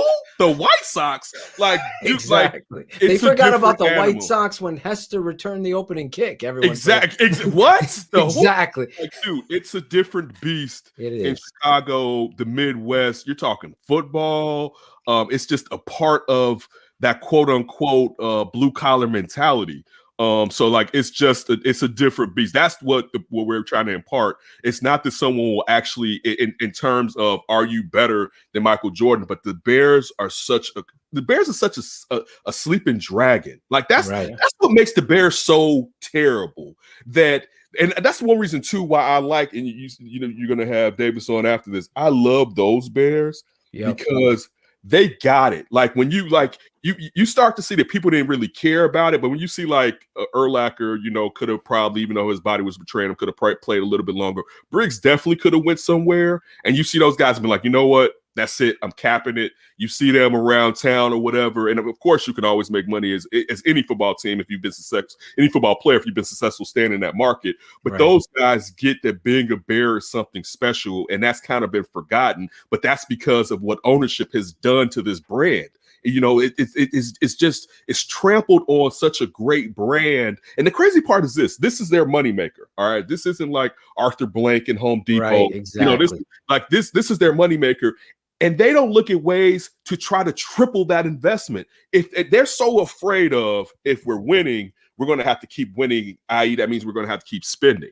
But if y'all are winning, there's going to be so much product flying off the shelf. Yeah, there's going to be so many other, there's going to be so many other opportunities that for you to get eaten and keep growing and growing your profit. But they don't view it like that. Like they don't know what to do with such a great brand, and I don't see them changing anytime soon.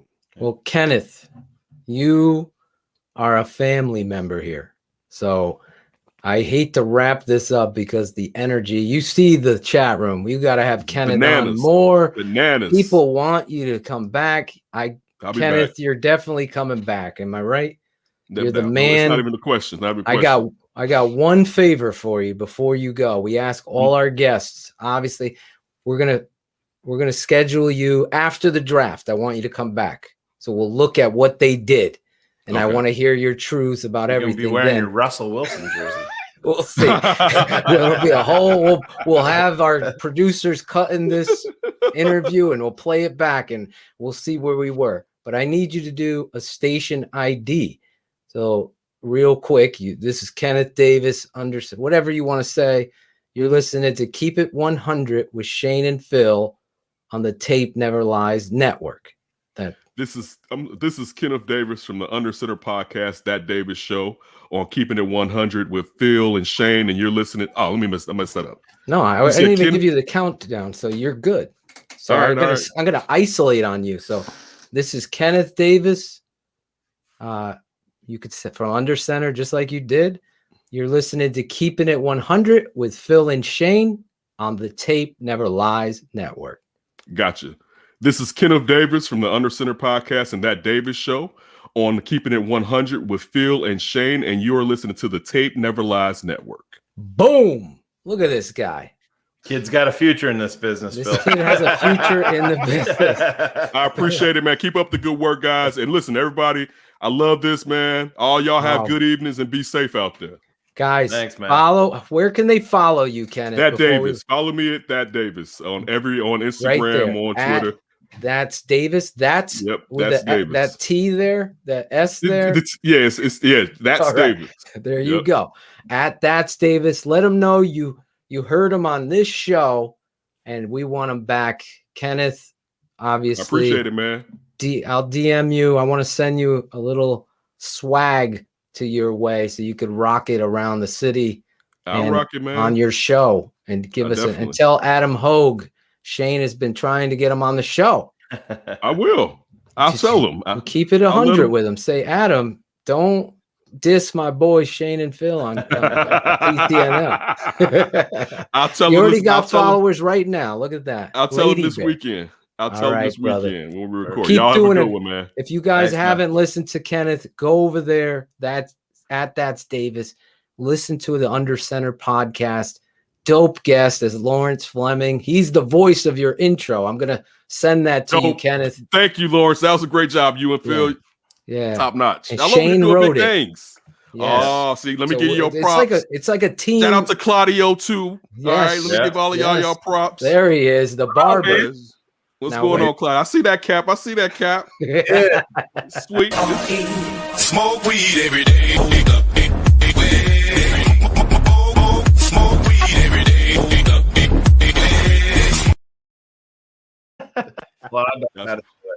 I love it. Man. You did great, man. You were awesome, bro. Awesome. And I look forward to coming back, y'all. All right. Thanks, brother. man. God bless you, and God bless Later. the fam. You too. What a great dude. Love it, man. You see why I fight for some guests. I got to shout out my boys Ivan and Sean over there to introducing me. Yeah, that's the reality of friendship. You surround yourself with good people, and you meet great people. We're waiting on our next guest, Rashied Davis, former Chicago Bear, coming up at the top of the hour. No, we're at 10:03. This would be Kenneth's got a voice too, man. I could listen. Oh, yeah. He can read the fucking phone book and sound fucking good. That dude.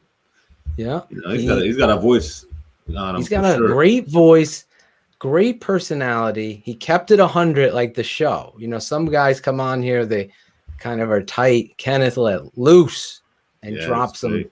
That's like when you get a really good beat and you just want to drop some bars on that beat that you just can't help yourself. That's what Kenneth was. He was like that dope beat, and he came in there as like this. Gangsters, what's up, guys? That's right. He's like, what's up? Well, quick, before the guest, guys in the chat, a lot of people are asking, and I don't think we touched on it. Damien Williams pickup. Yes. Real quick, what do you guys think about this situation here? Listen, I talked to you a little bit before the show, Claude. I think he's a savvy vet. If I was the GM, I'm not investing any money right now in the running back position. Just when I just have always felt that it's quite an easy position to fill. I wouldn't have taken a swing right now. I mean, it's an obvious need because I think I don't think you're going to see Cordero Patterson back with the money that he's going to want to be the return man. He's a good, solid running back. I wouldn't invested money in that position right now. It's to me, it doesn't. Listen, you have David Montgomery. I didn't agree with the extension that Tariq Cohen got, and now you're looking at him coming in and giving a veteran running back to be potentially your number 2 or number 3 position. I don't know. Like I said, I think this is bigger. I think this is bigger picture looking. Like I said, they're better signing. than Cordero Patterson getting those reps where he's not a natural instinctive runner. So it's also pushing a young player off of the roster that I happen to believe in. Who's that? In Artavis Pierce. Oh, well, the competition still. He didn't get cut, did he? No. But it's come on. I mean, are they going to carry 4 or 5? You know, you got. I would love to see a Tariq Cohen trade on draft day. To be perfectly honest, I would sign that, but he's rehabbing, and I just don't think that they're going to. David Montgomery is an elite running back, top tier. When you look at the tape, obviously, you guys know on this network we don't blow smoke, and I do the work. I've honestly, I can't be excited enough about this football player for what he's able to do against the fronts and people. And the chaos with the blocking schemes and the offensive tackles being bad. He was able, to Shayne's point, you don't want to see carries given away, but they were happening anyway. So if you get a good backup, I mean, you saw that one time when they brought Lamar Miller in for one play. He catches a ball in the flat, makes a first down. He never comes back in again. Now he's a Redskin. Now he's a Redskin. So they're a Washington football team. I'm sorry. So screwed up there. I don't know. You know, we're waiting on Rashied. Should we just introduce our other guests? Yeah, bring them on. Let's bring them on first, and hopefully we could bring in Rashied when he gets here, and we'll introduce him in our way here. I don't know. I don't see my boy T Nic. My boy T-Bone is not at his camera, so I'm trying. I don't want to bring my boy JB and T-Bone in if they're not in. So let me just say this, though. Andy Dalton, if you're not a patron member, I've broken down the Andy Dalton tape, 25 minutes of Andy Dalton footage, breaking it down. Truthfully, your QB1 according to sources in the Bears organization. And I got to be honest, I keep it 100. I don't blow smoke. I really liked what I saw from Andy in regards to footwork, fundamentals, flight of ball, anticipation, and awareness in the pocket, accuracy on the deep ball. He throws that catchable ball, and he's more athletic than obviously Nick Foles, or the greatest comp is Josh McCown. That's the kind of quarterback you're going to get from Andy the Dalton.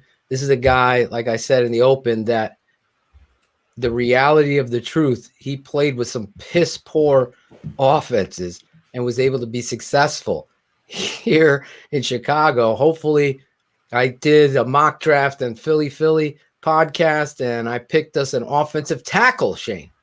Yep. Jalen Mayfield from Michigan with the 20th pick. All the quarterbacks were off the board. And then I picked an offensive tackle with Andy Dalton in mind.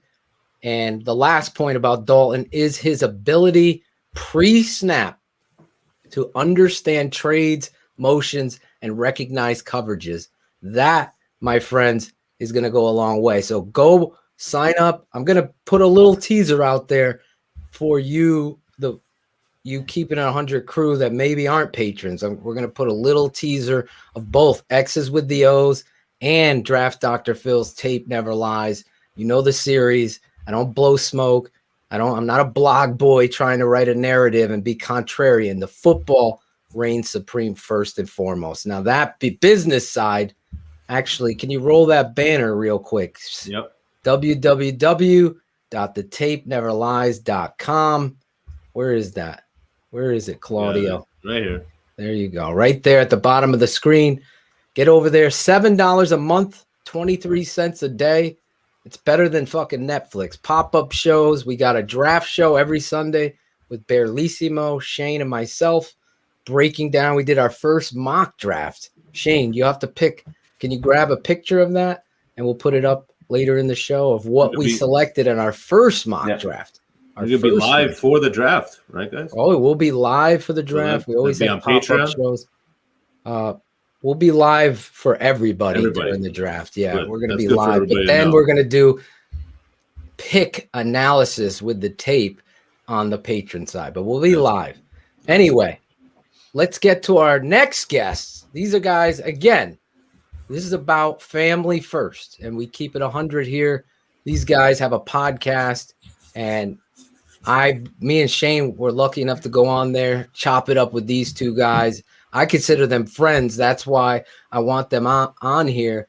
You see our fans, 100 crew, you support people. We don't want you not to. If Shayne or I bring someone on, they got to be truthful and they got to keep it 100. These guys, I don't talk all sports, and these guys don't know shit, but they're really good dudes. So let me bring them on in our way like this. TTNL fans, when a global... Where are they, Claudio? Jesus. Where's he doing? There they are. There they are. There they are. What's up, fellas? Can you hear me? What's going on? Oh, What's good, man? We're about to keep it 100 tonight. Always. Right. Always. No That's doubt. the only way we do it. That's the only way we do it. We had Kenneth Davis. We're waiting for the other Davis. Terrence, do you have an update with Rashied? Let me get one. Oh, you don't have to look now. I thought maybe you had one. But you guys coming on here, Chicago Clubhouse podcast, right there, the Factor One. The podcast is dope. Tell us how this started, as Shayne eloquently wrote it. You guys started in the pandemic? Yeah, man. So I was bored right after I had COVID in March of 2020. Oh, you had the vid. I had that shit, man. I had that package. Oh, jeez. Yeah, so I was bored, man. We were in quarantine, and me and my girlfriend were getting on each other's nerves. I was getting on hers more. And I was like, damn, I need something to do. So I called up my guy, Emilio. I don't know if you all met him yet, but he's a big Bears fan too. So, I respected, the things that he was saying, because like you all, he was keeping it 100. Right.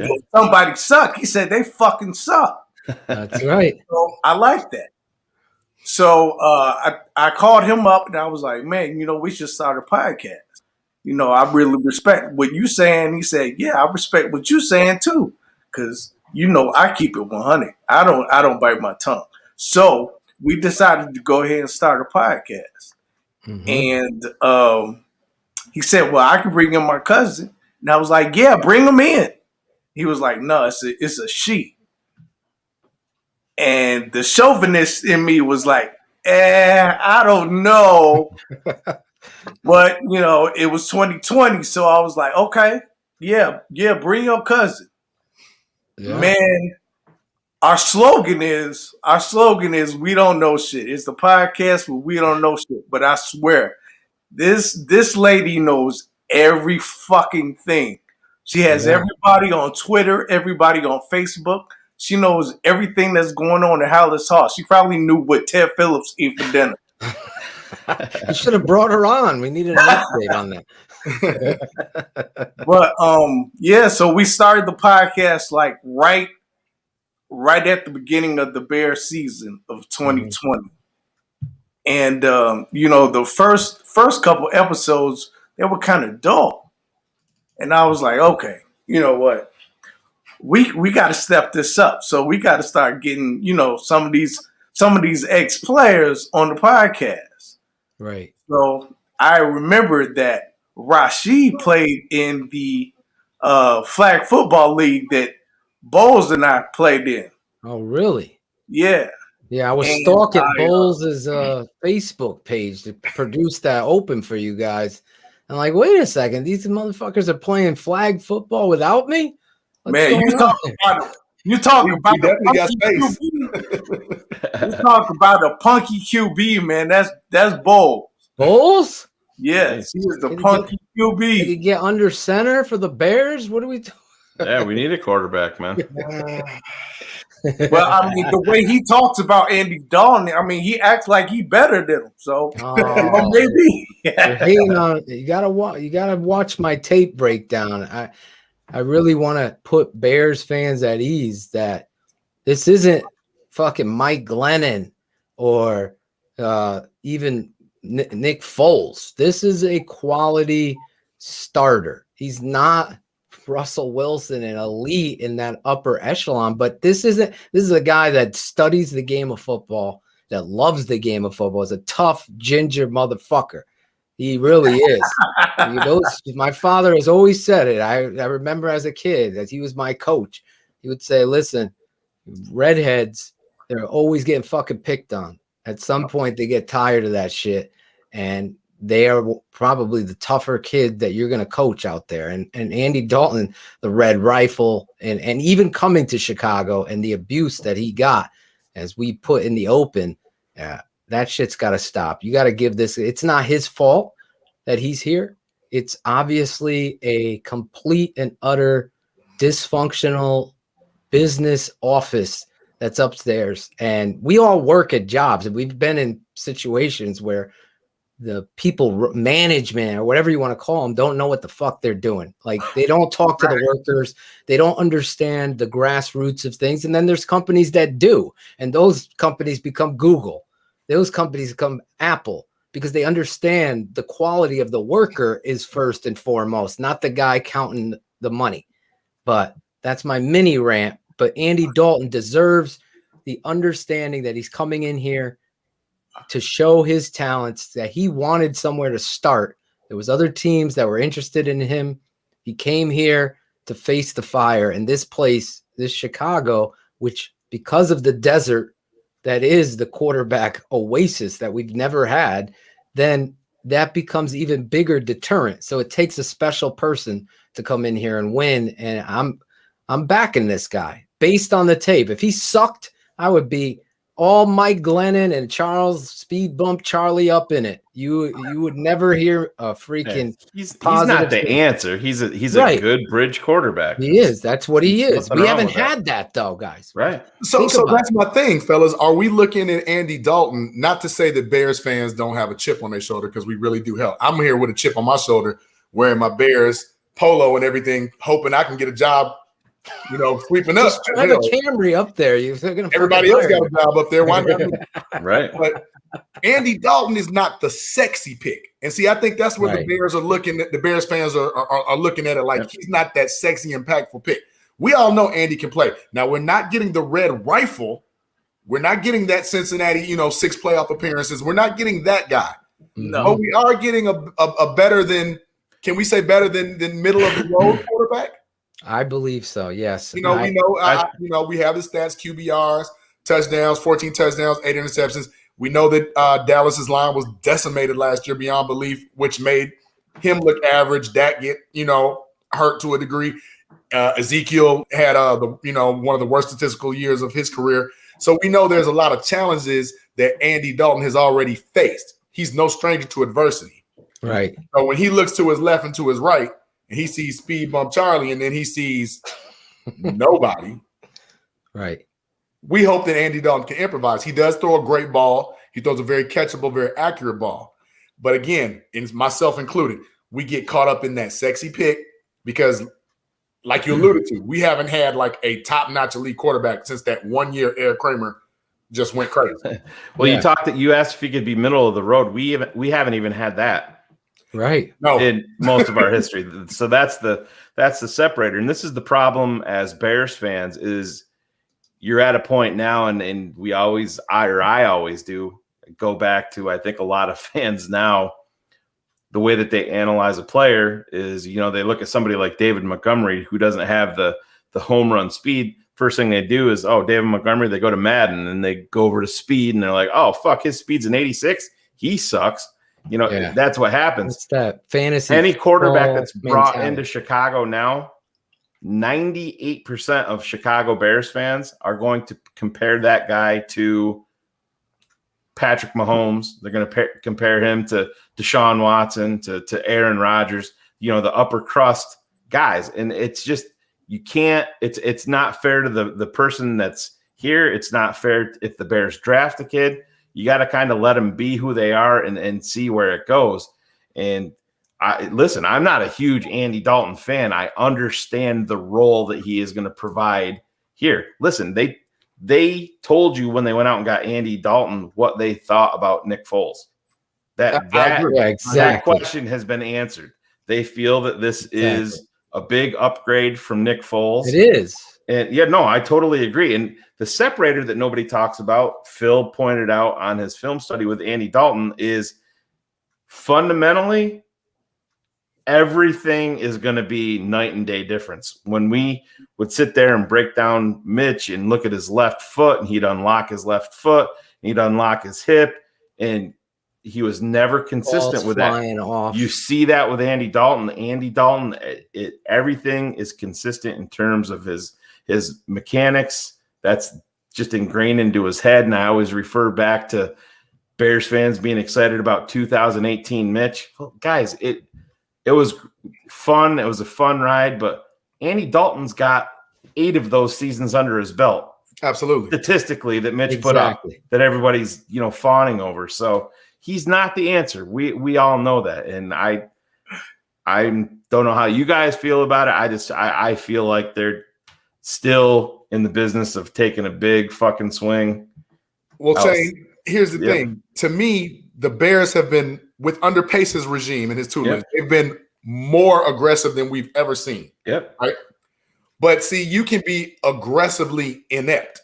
Absolutely. And that's where I see a lot of the problem. Now, you saw it with the Mitch trade. We saw it with the Mitch trade. Right. Yeah. So going back to what we know of Bears lineage from the quarterback position, it just leaves a sour taste in our mouth because it's Andy Dalton. Yeah. But I look at Super Bowl winning quarterbacks. Everybody's not Tom Brady. No. Everybody's not Aaron Rodgers. Exactly. We have Trent Dilfers that win. Sure. You know what I'm saying? We have Joe Flacco's that win. So we do have with the right, combination of defense. We definitely have to get in the running game. That's, me and Nagy, if I was in a bar, me and him would have a fight. Oh yeah, absolutely. Running game. Phil, you know what I'm talking about. Oh my God. Yeah. When I watched Matt Nagy, JB, this is the difference. A head coach understands the talent that he has, and he's able to adapt that talent to them for them to be successful. Correct. Matt Nagy, he does what he wants to do. It could be, and it's like he's lost in regards to what it is he should be doing as opposed to what it is he wants to do. And we've seen this so many times with the Chicago Bears. You got to have a head coach, that's maniacal. You could say whatever it is you want about Ditka. The guy was a fucking maniac out there. You see it at Jim Harbaugh with Michigan. The coach has to lead these guys, hold them accountable. So there's no speed bump, Charlie. There's more Rashied Davises out there than there are. You take the players that come up, that give their heart and soul, that understand, yeah, this is a game. Yeah, you're getting paid, but you have pride in it. And there's no better example than Olin Kreutz. I'm pushing for that guy to be the president of the Chicago Bears. Get this fucking Millhouse, Ted Phillips, fuck out. Put Olin there on the football side. I don't care if Ted and George are on coach. You think they're going to be listening to anybody but him? That'll change the whole. Did you hear Olin and J-Mac talking about it? They're talking about the Nagy with the Jason McKee. Yeah, gotta answer the what's the why? Olin goes, I got it figured out. He goes, I'm going to buy 100-foot mirror that says, here's the why, and I'm going to walk it right into Matt Nagy and Ryan Pace's office. Here, look at this mirror, guys. Olin said that. Oh man, I was dying. That's so what I'm love Olin Kreutz, man. Always have. I'm telling you, I lose him to the Saints, but I understood. Yeah, he had a job. They let him go. I love that story. Olin talked to me today, and he said, "Thank you for pushing for that. I really appreciate it." And we got our guest in the waiting hall, so I'm gonna bring him on with all of us. Okay. But we're gonna interview him because I know his time is special too, and you guys are with us, okay? So we're gonna set this up. But I want to say this. I talked to Olin earlier. He said, you tell Rashied, I want you to know, Phil, about Rashied. I'm paraphrasing this text. Great man. Great man.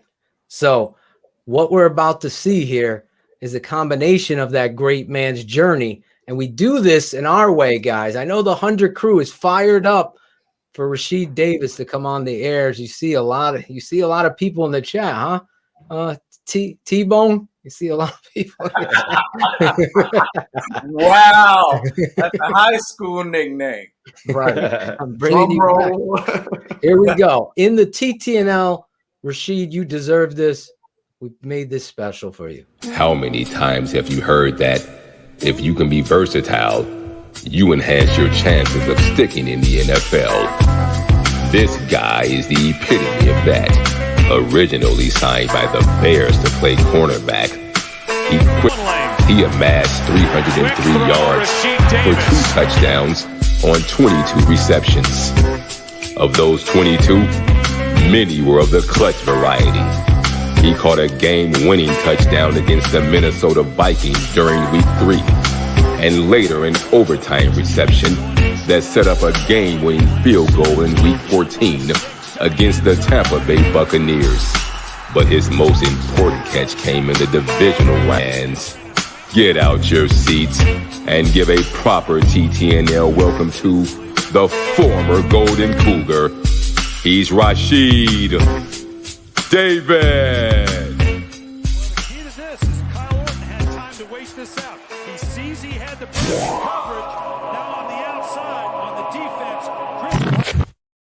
There he is.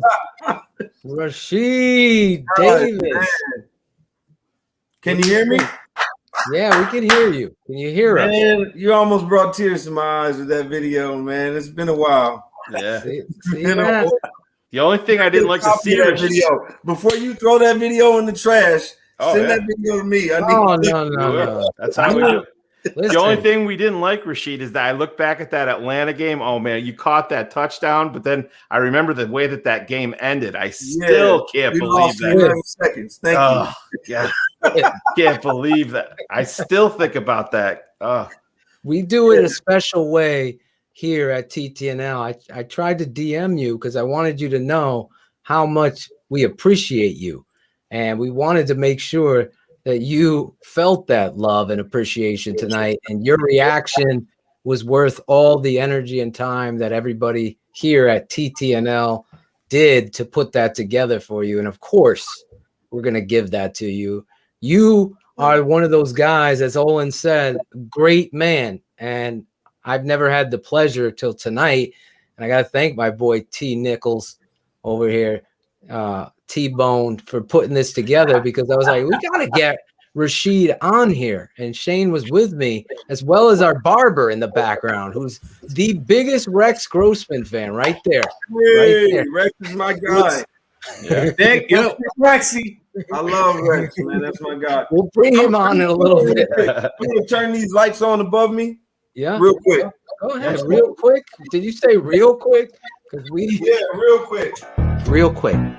Real quick. Real quick. Real quick. Real quick. That's how we do. Real quick. That's no problem, man. So listen, it's an honor to have you on the show. The fans are fired up in the chat. We have 2 producers tonight. Claudio the barber, biggest Grossman fan. We're going to bring him out in a little bit. We also have Terrence Nichols. I'm saying that right? Am I drawing a blank? Did I say your last name? I said it right? I'm just like, am I saying his last name wrong? And my boy Jay Brown from the Chicago Clubhouse podcast. Now you saying that wrong. Bowles. Yes. Bowles. I caught myself. I'm excited because Rashied, I'm blaming What up, Jay Bowles? How you doing? What's up, Sheed? Long time, brother. How you been? It's been a while. Word on the street. Give me Bowles' quarterback grade in the draft, in the flag league. In the flag league, he decent. Yeah. He decent. Give me a grade. Rex is an A, right? Yeah, Rex is an A. That's my guy. He decent. I'll play with him. All right.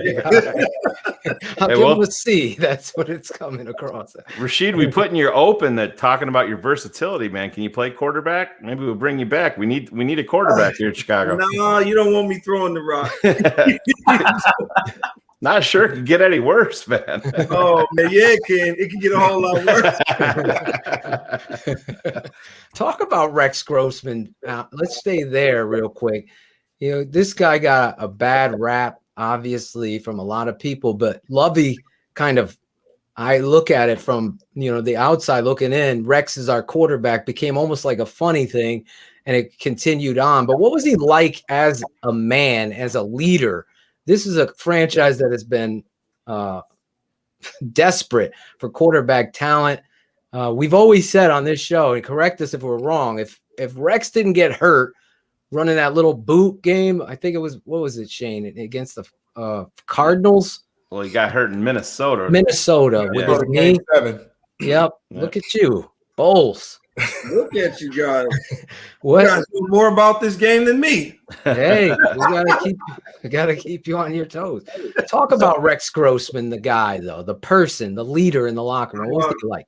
Rex is a good man, man. He was just he's fun to play with, fun to be around.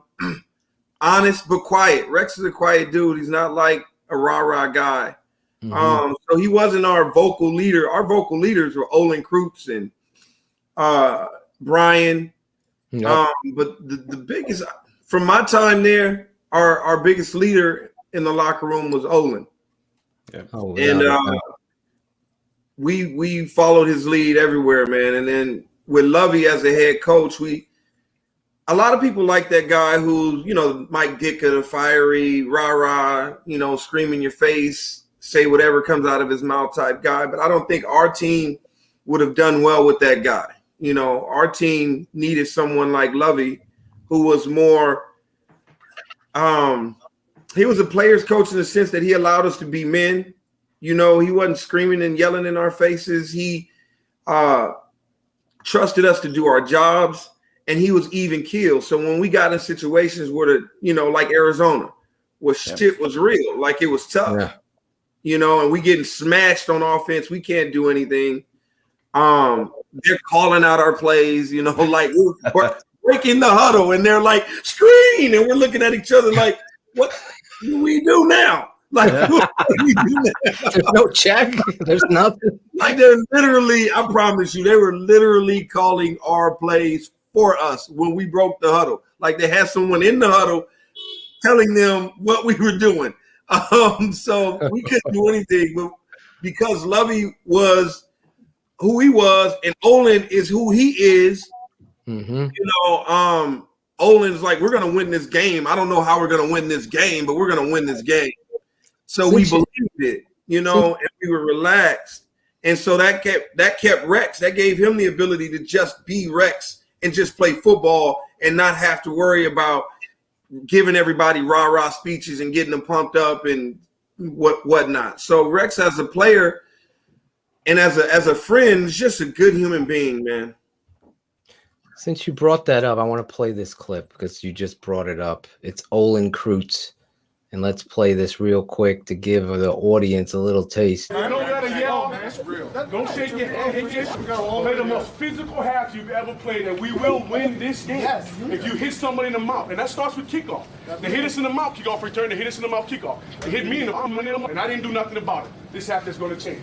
Okay, no yelling. Physical though. We're going to get physical. We're going to get ugly right now. Don't get no personal fouls, but in between the whistle, get ugly. Hey, we will win this game. I promise you. Yes. Okay, let's go. Let's go. World champs on 3. 1, 2, 3. World champs. There it is, right there. I'm bringing you back tonight. Another important person in that video was Mike Brown. Oh yeah, yes, he was the man. Is still one of my favorite people on this planet to have ever played with. So blessed to be able to play with somebody like him. He was another one, but he was a rah-rah guy. And he was straight up. He'd tell anybody from ownership to the coaches to the players exactly what was on his mind, exactly how he felt. He was a straight up human being, good man, but no, there was no punches being pulled. And because of that, in our locker room was so tight. That's why we were able to do a lot of the things that we were able to do, because we trusted and believed in one another, and we allowed people to be who they were. As long as you showed up on Sunday, I don't give a damn what you did the night before. Yep. So Rashied, when Olin was talking about punching somebody in the mouth, did Fred Miller leave the locker room then?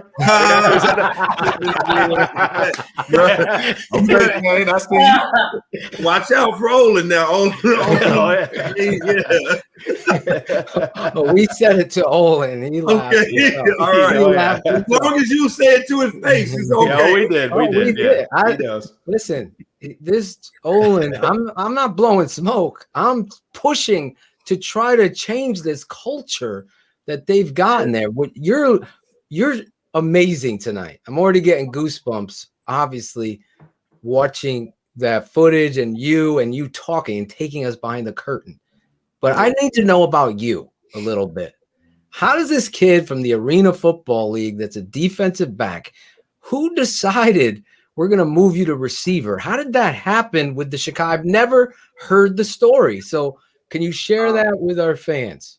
So how did that happen? Well, it's a long story, but I'll make it short. That year, well, of course, in arena football back then when I played, you had to play both ways. I was an all Ironman player, meaning I played both ways. I played defense and I played offense, and I kick return and I covered kicks. So arena actually is a big factor in who I became as an NFL player. It just helped me be that versatile player that I could be.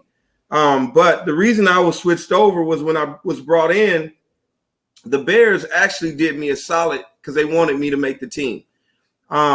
It didn't matter what I had done. If they had brought me in as a rookie, as a receiver, I wouldn't have gotten the opportunity to actually make that team because of who was drafted where, and they had just brought in Musa Muhammad, and they had Bernard Berrien from a year before, Justin Gage, I think a year before that.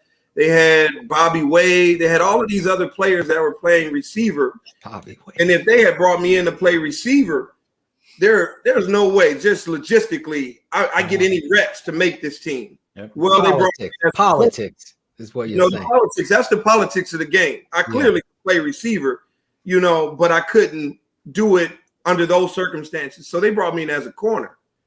Now, my versatility is what helped me be able to make that team as a corner because all I had to do was beat out one guy. And they brought me in to be a kick returner, punt returner. Well, I was good at that too. We just happened to have Hester when he got drafted. And he's a phenomenal. Yeah, he's great. He was. So, Yeah, I couldn't argue when that was pretty good. Yeah. That's pretty good. He's a bench for a pretty good one. I could stay here longer if I block for him, so I'll just block for him. Anyway, what happened was throughout the year, I think it wasn't until like week 5 or 6 that I started playing scout team wide receiver in practice. And a few people went down and they needed somebody to help out on that side, so they moved me over there. And initially I was just trying to be, I was 27, so I was an old rookie. And I had won 2 championships in arena, so I was a professional. I knew how to do practice, and I knew how everything was supposed to shake out. And so I didn't really go hard in practice. I just did well enough to show them, a good look, to get them ready to play. So whispers started being, going around the locker room. Mike Brown actually started. He's probably the biggest catalyst to me moving the offense because he would say stuff in meetings like, and I thought he was just gassing me up. Like we always gas each other up. Oh, you're so great and you're so this, to just gas people up to laugh or whatnot. So he would say things in meetings like, how many touchdowns did you have in arena? When we would watch practice film. And I'm out there catching everything and doing doing my job, doing it well. He would say stuff like that. And initially I thought he was just gassing me up. It wasn't until years later, that I realized, no, he was actually planting a seed. He was he was planting the seed. That's what real leaders do. How many y'all brought this guy in as a corner and he did what before all of this? And look at him in practice. So that's what he was doing. He was like, look at him. We can't do shit with him. We can't cover him, And so that's how it started. And then we played, if you remember in 2005, we played Carolina, and they have Steve Smith. Steve Smith We're about the same field. We actually come from LA. We both come from LA. So Steve Smith I knew of because I played against Steve Smith when I was in JUCO. He was at Santa Monica. I was at West LA. So I had to beat him in practice. Well, because I was a professional, I knew how big playoffs are. Like I knew. I had been in the playoffs in the arena several times, 4 years in a row. So I knew things ramped up a lot. They changed. Now I had been there in the NFL level, but to me, it was still the same. So I said, you know what, guys, I'm not going to play around this week. I'm going to really play. I'm going to show you exactly what I think Steve Smith can do. Now, obviously, he's better than me. He probably do more. If you let me get off, he going to get off. You know what I mean? And I went off in practice. And he went off in the game. So, he did. He did. I still remember that.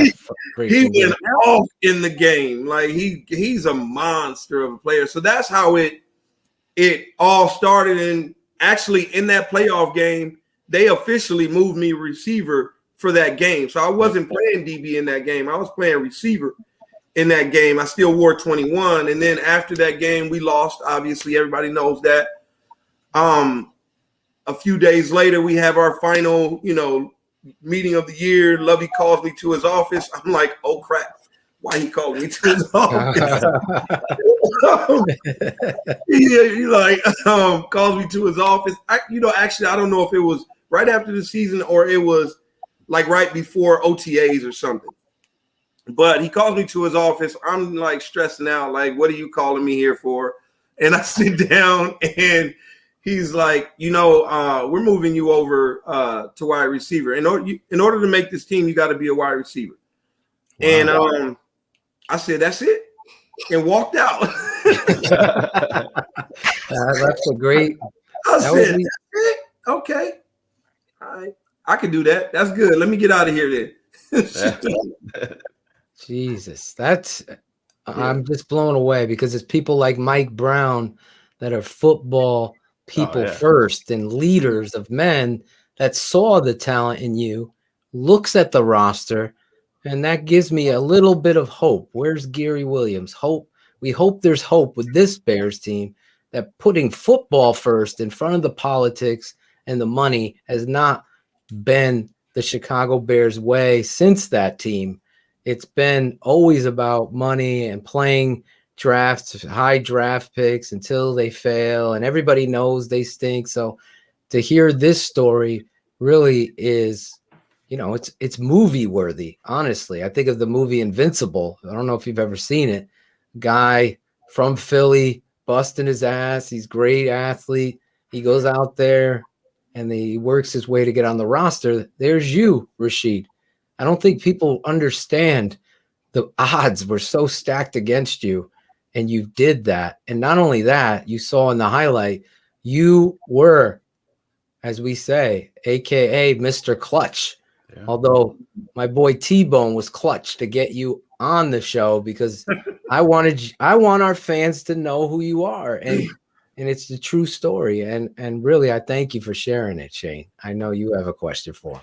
Well, I want to fast forward a little bit. I want to go into 2006, and Rashied, we had Thomas Jones on, and we were talking about, you guys run to the Super Bowl, and I'm going to ask you the same question that I asked Thomas. When you're sitting at, kickoff, Devin takes the opening call. Kick, and how's it? What's going through Rashied Davis's head right then? Now, because I'll tell you what Thomas said.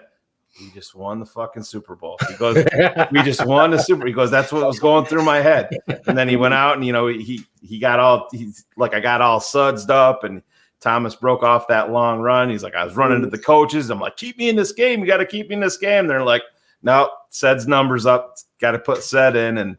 But go back to that kickoff return in the Super Bowl, and I want to know what was going through your head. I don't want to share what was going through my head. Oh, you can just keeping it 100. I don't want to share what was going through my head because it's not good. It's not. Yeah. I blame myself for us losing that Super Bowl. Really? My head. How so? You remember that Nobody's year, right? blaming you. I don't. Ohio State's in the national championship, right? They did the same Who's thing. the kick returner? Yeah. Say again. What's the first thing he does? He takes it to the house. Well, that is the first national championship game I have ever watched. I ever watched up to that point from start to finish. I had never watched a national championship before that. First one I watched from start to finish. So when Devin takes that kick to the house, I'm pumped like everybody else. And the first thing that flashes in my head is goddamn Ted again taking the kick to the house and them losing that game. And I was pissed at myself. And I'm still pissed at myself. That negative karma energy. That negative energy was released into the damn world and we lost. Damn, Rashied, I'm sorry. I should have gone blaming Grossman. Keep running with Thomas. Keep running the ball with Thomas. Don't throw us nothing. I don't need to catch a pass. All we need to do is run the ball. I should have done that, but I didn't. I'm selfish. I can't let you take that, man. I can't let you. That's really what was going through my head. I was pissed. I appreciate you keeping it 100, but I'm not a religious guy, but I am a spiritual guy. So I totally am vibing with you because once I start thinking negative, my wife has taught me, she's very spiritual. I got to get out of that. And I got to ask the universe for positivity. And that's where you're going with that. So that's really dope that you shared that on Keeping It 100. That is Keeping It 100. But we got to let you off the hook. Like Denny Green said, we know who they are. We let them off the hook. We let them off the hook. Talk about that game since it pops up. You're there. You talked about it earlier. Like, what is the energy like to be able to turn that game around and be involved with that team after you did it? What was the locker room like? Man, everything was electric. First of all, I didn't do nothing. Nobody on offense did a thing. Our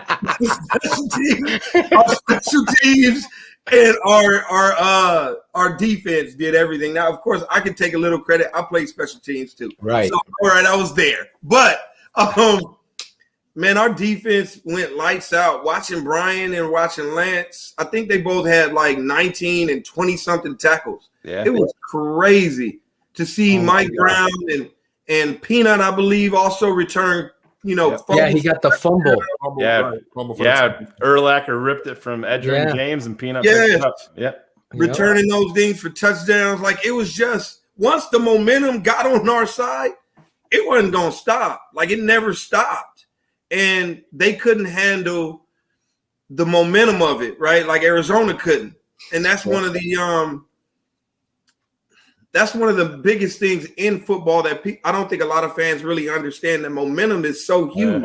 And when the momentum flips, if you don't do anything as a team, the other team to like flip the momentum back in your direction, like a special teams play can do that. Interceptions can do that. Big catches, big plays, big runs, things like that, scoring points can do that. If you don't do any of those things to stop the momentum of the other team and sort of put doubt back in the other team to remind them like, yo, we've been kicking your ass all game. We're going to continue to do it. If you don't do that, it'll just keep rolling downhill like a snowball. It'll just keep going and getting bigger and bigger and bigger. And that's what happened. Our defense, I believe Lovie got on them at halftime, told them like, y'all, offense ain't doing much. Y'all gonna have to win this game. And if they didn't, they went out there and did everything that Lovie set them up to do. It was It was crazy, man. It was incredible to watch. You come off a big high like that in that game, but also during that game, you lost one of your biggest leaders in Mike Brown. Yeah.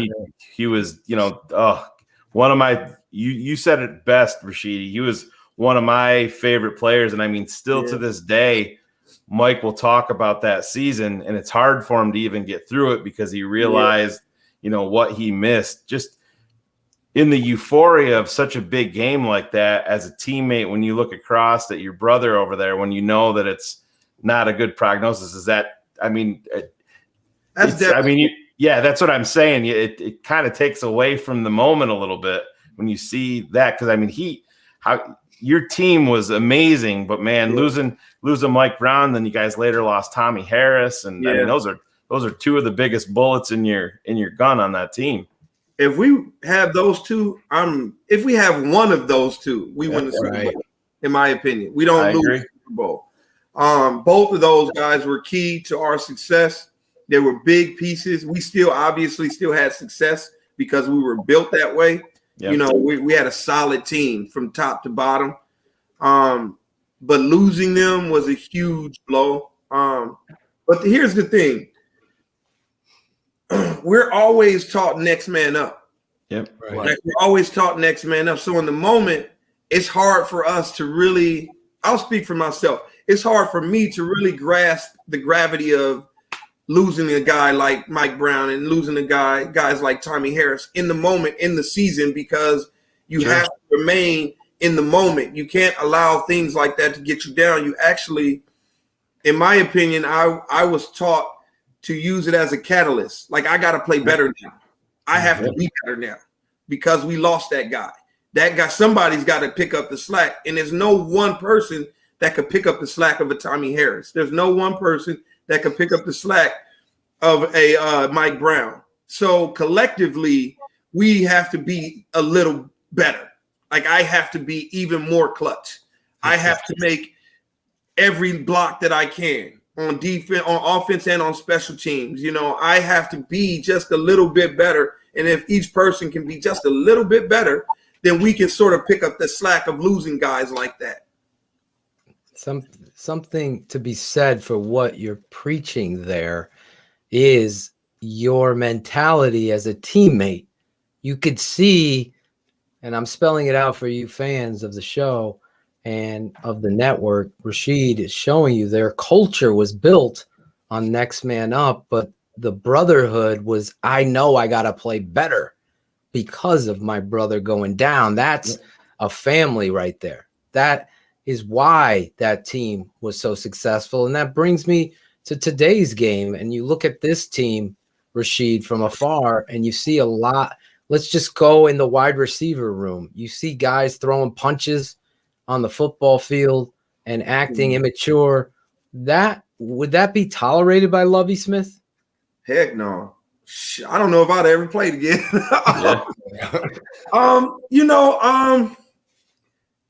it 100. You heard what Olin said. Yeah. And like, we were a smart team. We weren't going to do anything to hurt ourselves. Punch them in the mouth, but do it legally. Right. Don't get any penalties. Don't get any personal fouls. Right. That was preached to us. Now, we're a tough team. Like, Olin might punch you in the mouth in real life. For real. Like, no joke. But listen to his, like we understand this is a team game. This is a brotherhood. You can't allow your emotions and your feelings toward another player on the opposite team, or even a player on your team, to cause the brotherhood to lose. Like, you don't want to do that, right? So that was top to bottom, though. Like, we heard that from the top all the way down, as top to bottom. And I played in other organizations for other teams and other people throughout my years playing football, that we wanted to be, borderline illegal. Like that was the mentality. Borderline illegal. Step on the line. It's okay to even be slightly over the line. Like, people wanted that. But when you have that, you also got to live with what comes with it. Yep. You got to live with people kicking people and punching people, and you got to live with, now you come back, you don't do anything stupid. Well, you told him to go all the way up to the line, to even step over the line a little bit. You told him that. You coached him that. You trained him into it. So now you telling a beast not to be a beast. Exactly. You can't tell a beast not to be a beast, in the moment. A beast is going to be a beast in the moment if you train him to be solely a beast. Everybody has to be trained to understand, look, we got a mission, we got a plan. We can't do anything to hurt our mission. We got to, to hurt our plan. We're not going to do anything to that. We can force the other team to do something, though. Yeah. In which I have. I forced other people to punch me. And I look back like this. Get him. You know what I mean? Like, because I'm grinding them into the ground. Right. You know, I'm blocking them. I'm ripping them on offense. Like, I'm crushing them into the ground. They get angry because you kicking their ass in between the whistle. You kick their ass in between the whistle, and then you get in their face as the players whistle dead, and you laughing and you whatever. You know, I didn't even say a whole lot. I just played hard. And if you want to punch me because I'm kicking your ass, then punch me. I'll take it. I'm gonna kick your ass on the next play. So, and we need that. Where's that aggression in today's locker room? It seems so fractured. You know, I don't know. I'm just built like that. I don't know what's going on. I don't know, man. I'm built like that. I'm only slightly crazy on the football field. Yeah. In real life, and you see me in flag football. Imagine what I was like with shoulder pads on. Right? Like, I'm like a little nuts when I'm playing football. I'm like slightly crazy. I don't know how small I am. You know, like I'm not that big, but when I play, I'm a lot bigger than you anticipate. But to JB's point, though, I think what he's getting at, JB, because I am thinking in the same terms, to correct me if I'm wrong, culturally, you just had the margins in place for you, set by the coach and Olin saying, we don't fucking go across this fucking line. When the whistle blows, we stop. That is a cultural thing, accountability. When I watch the Chicago Bears, I see fundamentally flawed franchise with no teaching. You're talking about right now. Yes, I'm talking about right now, Rashied. I'm talking. I don't want to get to my next question before this one, but you have to speak on this, because if Lovie allowed Rashied to throw punches and get in people's face and be that freaking kid like the Saints do with the number 22 over there, if you would do it, you would do it. So someone held you accountable that this is our culture. Just like you said, I'd be benched, right? That's accountability.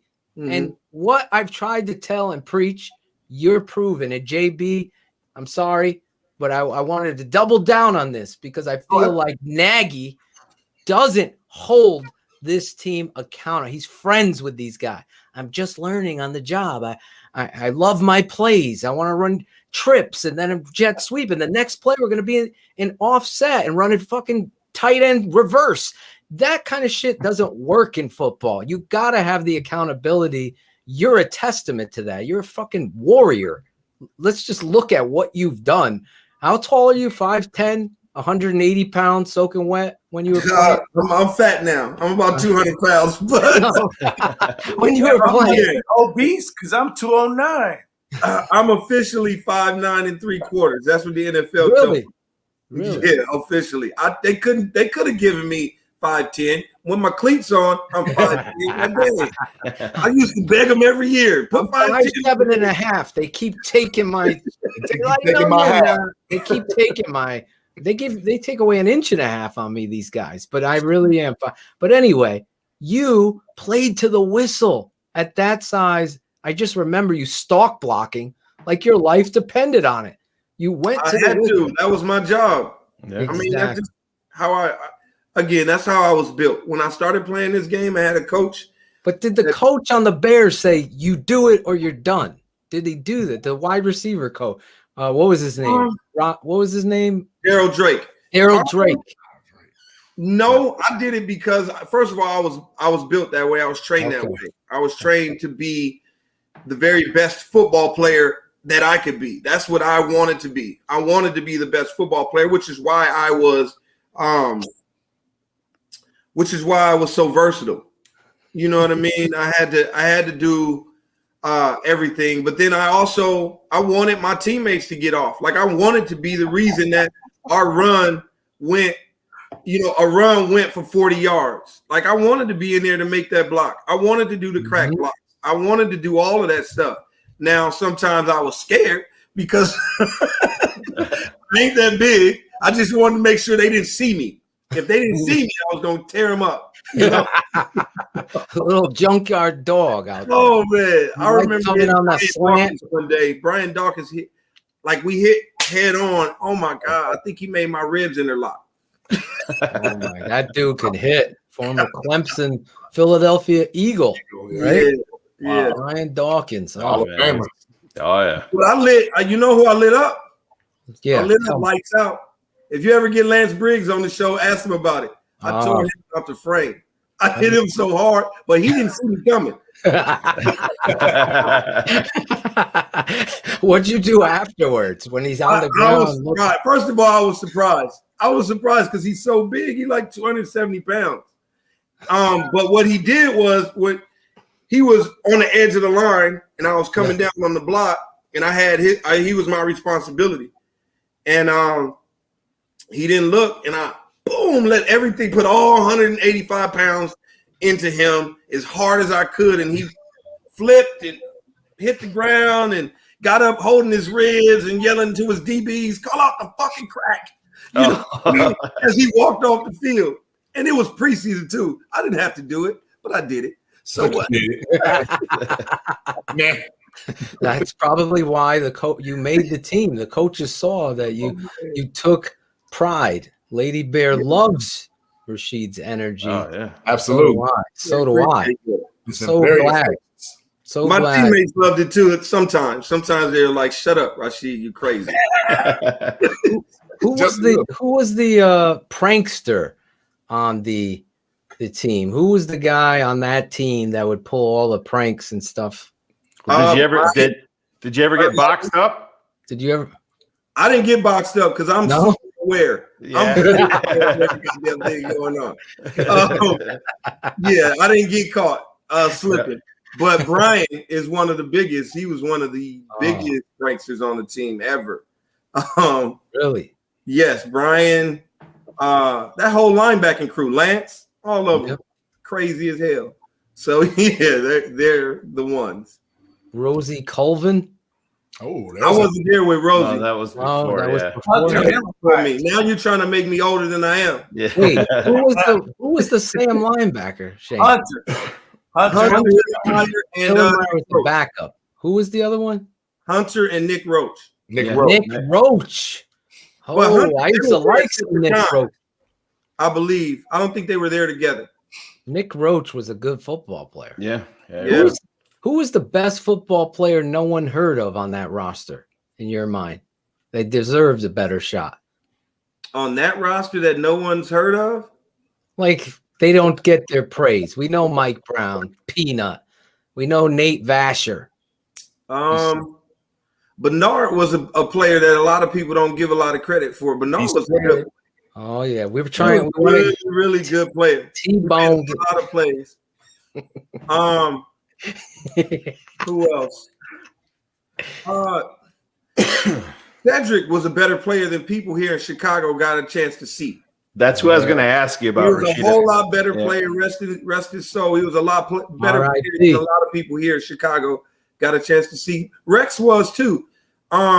Rex was good. I don't see the problem. Rex was good, man. Oh, don't get Claudio. There was a couple things with Rex, right? Like Rex had small. Can I get in here, please? Come on in. What up, man? What up? Rex was my guy. Rex was a good player, a smart player. One of the things that hurt Rex is people don't understand from the outside how hard it is to really master an offense, right? As one player playing one position. For me, to master the wide receiver position, first of all, there are like 4 different wide receiver positions on the team. They're not all the same. People think wide receiver is wide receiver. No, there's an X, there's a Y, there's a Z, there's an H. You know what I mean? And then if you go to the 5th receiver, you got another letter, right? Yeah, there's different positions within the offense. And there's different responsibilities within the offense. Well, for me, at least in my first year, I only had to know the H. You know what I mean? And now as years went by, I had to know the H, the X, the Y, the Z. I had to know all of them as the years went by. But that being said, the quarterback has to know all of those positions. He has to know what the offensive line protections are, and he has to know what the running back's protections responsibilities are. Plus, he has to know if it's a pass play, who's running what? Routes. Yeah. Who's running what? Who's doing what? Who's And he's got to read the coverage. Then he's got to know what the defensive line is doing. He's got to know what the linebackers are doing. He's got to know what the safeties and secondary are doing. So there's a shit ton of responsibilities on a quarterback, which is why these guys have to be smart players. They have to be able to comprehend and understand a lot of information. And NFL playbooks are notorious for being super thick. As a matter of fact, I wish I had one handy right now because I got a few of them, and they about that big. And you got all of that information. Now, I don't need to know everything in that playbook. He does. Right. Like he does. So when you change offensive coordinators, you change a whole languages. You got exactly. A whole nother language. It's like going from English to Spanish. You know what I mean? And then you got to do that every year because somebody gets fired. And so what Rex's time here, I think he had 3 or 4 offensive coordinators. And it takes about 3 years, they say, on average, to master it in offense, to master it, you know. And when you're only in it for a year and a half, 2 years, how do you master anything that's so complicated and so intricate? And then you have to not only memorize it, you have to go out there and do it, and you have to react to what you see. You got to do it like that without thinking about it. Yeah. So it's not as easy as I think people believe it is to just go from one thing to the next. Some people make it look easy. Some people are better teachers than others. Some people understand information than others, better than others, right? For me, I was lucky to have a guy, Mike Bajakian. I forget where Jake is coaching at right now, who was the offensive quality control guy. Yes. Who knew how to break the offense down to me to its simplest form to let me know what I needed to know. Only what I needed to know. You need to know this, Rashied. Once you know this and you master this, I'll give you something else. Well, he taught me that crap in a week. And so I was able to go out and play without thinking. And you can only play football without thinking. If you're out there processing, you can only play football well without thinking. Right. Full speed. Full speed. Because if you're out there wondering, okay, do I have an out route? Do I got an in route? What do I have to do? Okay, now, okay, I got an out route. Okay, how do I run that out route versus what coverage and what coverage is in front of me? You know, oh crap, this coverage changed. They snapped the ball. It changed. Now what do I do? Exactly. You know, and so for me, that's what helped me. Jake helped me, and then I also understood. I knew because I recognized patterns really well. Like that's one of my gifts that God gave me. I can recognize a pattern, and when I recognize patterns really well, I make adjustments quickly, and that's the reason I was able to do well in that offense leading up to the Super Bowl. Was because I knew I was only in on certain plays, so I learned how to master what I needed to know. Right. Plus, I typically made the right decision when things went haywire, you know, just because I knew football and I understood football and the slot position.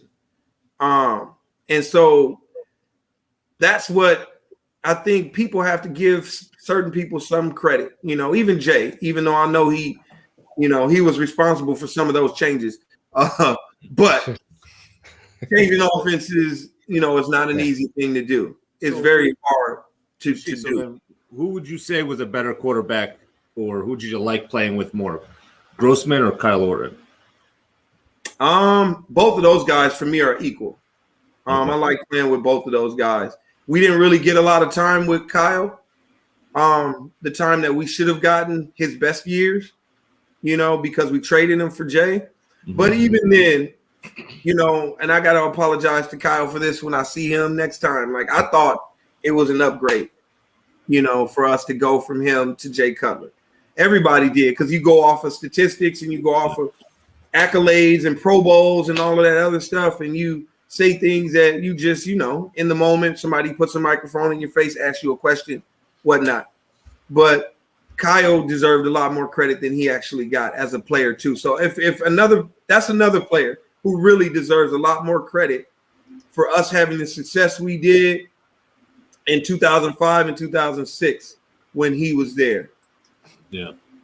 Was Cutler a bad leader, as Devin said, and is that his disease? Because I always have said this and we keep it 100. You know, Jay had all the talent. God created a quarterback. It was probably Jay, but what he didn't have when I saw him is the your heart, your brains, and your ability to recognize that next man up mentality of loving your teammates. And I think, you know, Devin, people are writing it off. Well, Devin's sour because, you know, he wasn't a good receiver.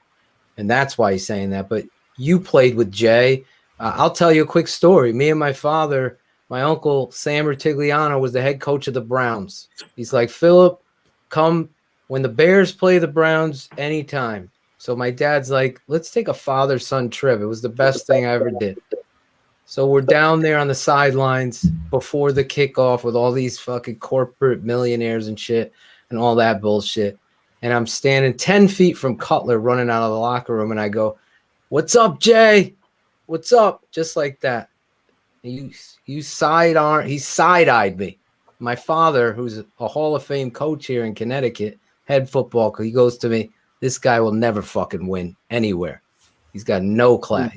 Like, you didn't even acknowledge in that situation. And there was little kids wanting his autograph.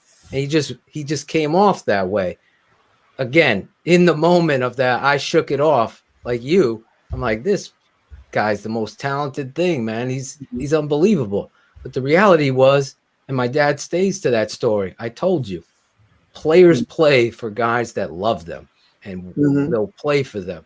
And what you're speaking, I can't choose between Kyle and Rex. Talk about Jay. I wanted to give you that little backstory because I've told it here. I play with Kyle and Jay. Not Jay. I'll play with Kyle and Rex 100 days in a row before I play with Jay. There you go. There you go. I don't have any bad blood for Jay. No, just keeping it 100. You know, if we're gonna keep it 100, I'll keep it 100. Right? Like, Devin also is a better receiver than most people know, but Devin, you know. Anyway, I'll leave that alone. But Jay, I don't know. He is what you saw, exactly what you saw on tape, what you saw when you met him, you know, and you tried to shout him out, say what's up. Yeah, you know, exactly. Simple. Flipping people off on, you know, walking down the street, taking pictures, and you know, he is exactly the person you see. And I had someone once said this to me, actually a coach, Sean Jefferson, wide receiver coach. Yeah. Former wide receiver. Former wide receiver. It's a beast. Monster player, great coach, right? He's like, what people put on tape, that's what we believe. That's who you are. What you put on tape, that's who you are. That's what I believe. You know what I mean? So don't put shit on tape. You know, put realness on tape. Don't go out there. If you can't go 100, don't go your ass out there. You know, go out there and put realness on tape. Put who you are out there. And so I've taken that and I've now since used that in life because I look, it's the same. It correlates to me. That's the name of this network. If you what I see you do, how I see you behave, how I see you treat people who are quote unquote less than you, that's who you are. That's who you are as a human being. And that doesn't speak ill on the other person. That says something about you. Absolutely. That's a real assessment. That is the truth. What's that saying? When someone shows you who they are, believe them, right? Believe it. Believe them. Believe it. Believe it. That's why we built this network on the tape. And this show, brilliant by my cohort up there, Shayne, keeping it 100, because I would always say that. I just want to keep it 100. The tape tells me, like, for example, this left tackle the Bears have is pathetic. And you could do better and get younger and get competition, but there's no accountability. When I look at this roster and when I looked at Jay, he had all the talent, but nobody played hard for that. Like you, energetically, let's just go back to that. You feeling guilty about the Super Bowl because you had a negative thought. Think about this. Jay Cutler lived his life with a negative thought. And thus, the energy, no, I'm serious. The energy transfers over to people. Yeah. Football is the ultimate team sport. I played slot receiver at Hofstra. It was never as good as you. but I played with a guy that was named Wayne Crabette, and I watched him. Wayne beast. He was a fucking animal, and I saw it right away. I go, this guy's gonna be in the NFL. He's so you don't. I would beat him in catching competitions. That's it. This dude can dunk. He's 5'10", throw down two-hand. He was built like a fucking Greek Adonis. But the reality was Wayne treated everybody like his brother. Like he wasn't bigger than them. So you cheered for that guy. You played hard for that guy. And you saw where he went energetically. Same with you, Rashied. Same with you. The personality comes out of the tape. I was preaching this last week's show. I go, you can just see something in tape if a guy really loves the game of football. We're talking about this free safety from USC, Hufanga. Yeah. I can just, he's not going to beat anybody in the 40. You know what he is? He's Mike Brown. He comes to Chicago, he fills that, and he's a football goddamn player. And I'm tired of Ryan Pace drafting these potential. Chris Harris is that. Chris Harris. Oh my God. Chris Harris is 100% a guy that you're going to look at him and you're going to say, that guy plays in the NFL. And when he puts his helmet and his shoulder pads on, he's going to show you why he plays in the NFL. Yeah. Oh, he used to bring the thunder. He was a beast. And it's just mentally, he was a mental beast too. Like he understood the game and he knew himself. Like he was someone who could tell you exactly who he was. Yeah. And that being said, he knew exactly how to set himself up for success. A lot of guys don't know who they are, right? Like they don't know what they bring to the table. They don't know who they are. And Chris knew that, okay, I'm not the fastest, I'm not the biggest, I'm the strongest, but I am pretty damn smart, right? Absolutely. So he knew how to put himself in position to have success before the play starts. So I'm going to be over here. I know where you guys are going because I looked at tape, I read it, I analyzed it. This is where I'm supposed to be. I might start over here, but I'm going to be over here before you know it because I know where I'm supposed to be. I know where you guys are trying to go and how you're trying to beat me. So that's what you want in players, man. You need players that they may not have to know who they are, just be respectful and be kind and learn. Like be willing to listen, analyze yourself, look in deep, like figure out who you are as a player and then make that shit work. I saw Chris Harris that same day in Cleveland. He was coaching with Tressman and Mel Tucker. He was the safety assistant. Yeah. I pulled him over to the side. I go, you dropped that fucking ball against the Seahawks, man. I thought I was going to kill it. I bet you remember that shit too. He did remember. He's like, oh my God, you're going to make me remember that shit? Yeah. I thought you were going to put that game away right there with that interception. I bet you remember. I remember. Rashied, your catch going down. Take us back there. How much of an actor are you as a receiver? Talk about that as a former slot guy. I told the story last week about I actually with X's with the O's with Joe Gardy, our head coach at Hofstra. Talk about you got to be an actor. You got to make these guys believe you're going right, but you're going left. How much of that transpired on that play? Because that really ends up being the play to put Robbie Gould out there to kick that field goal. Your catch on 3rd and 10 with Rex. You know what? I don't think it had much to do with acting and making the guy go anywhere as much as it had to do with knowing where I was supposed to be and knowing that guy in front of me fucked up. Like you got out of there too quick. If you notice on the tape, when I start releasing out wide, I got a seam route. I'm clearly running the seam, right? So I release out wide and I stutter a little bit. I saw you look like you're like, what the fuck? A little bit of hesitation because I know I need to get inside of him.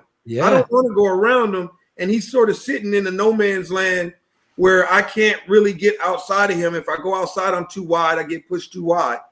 I just wanted to ease up inside of him. Well, I said that I did a little bit of a hesitation because I know it's cover 3. He's not in man coverage. he's got to get across my face, right? Is he going to try to reroute me or is he not going to try to reroute me? So I waited long enough, hesitated long enough for him to feel the pressure to get out.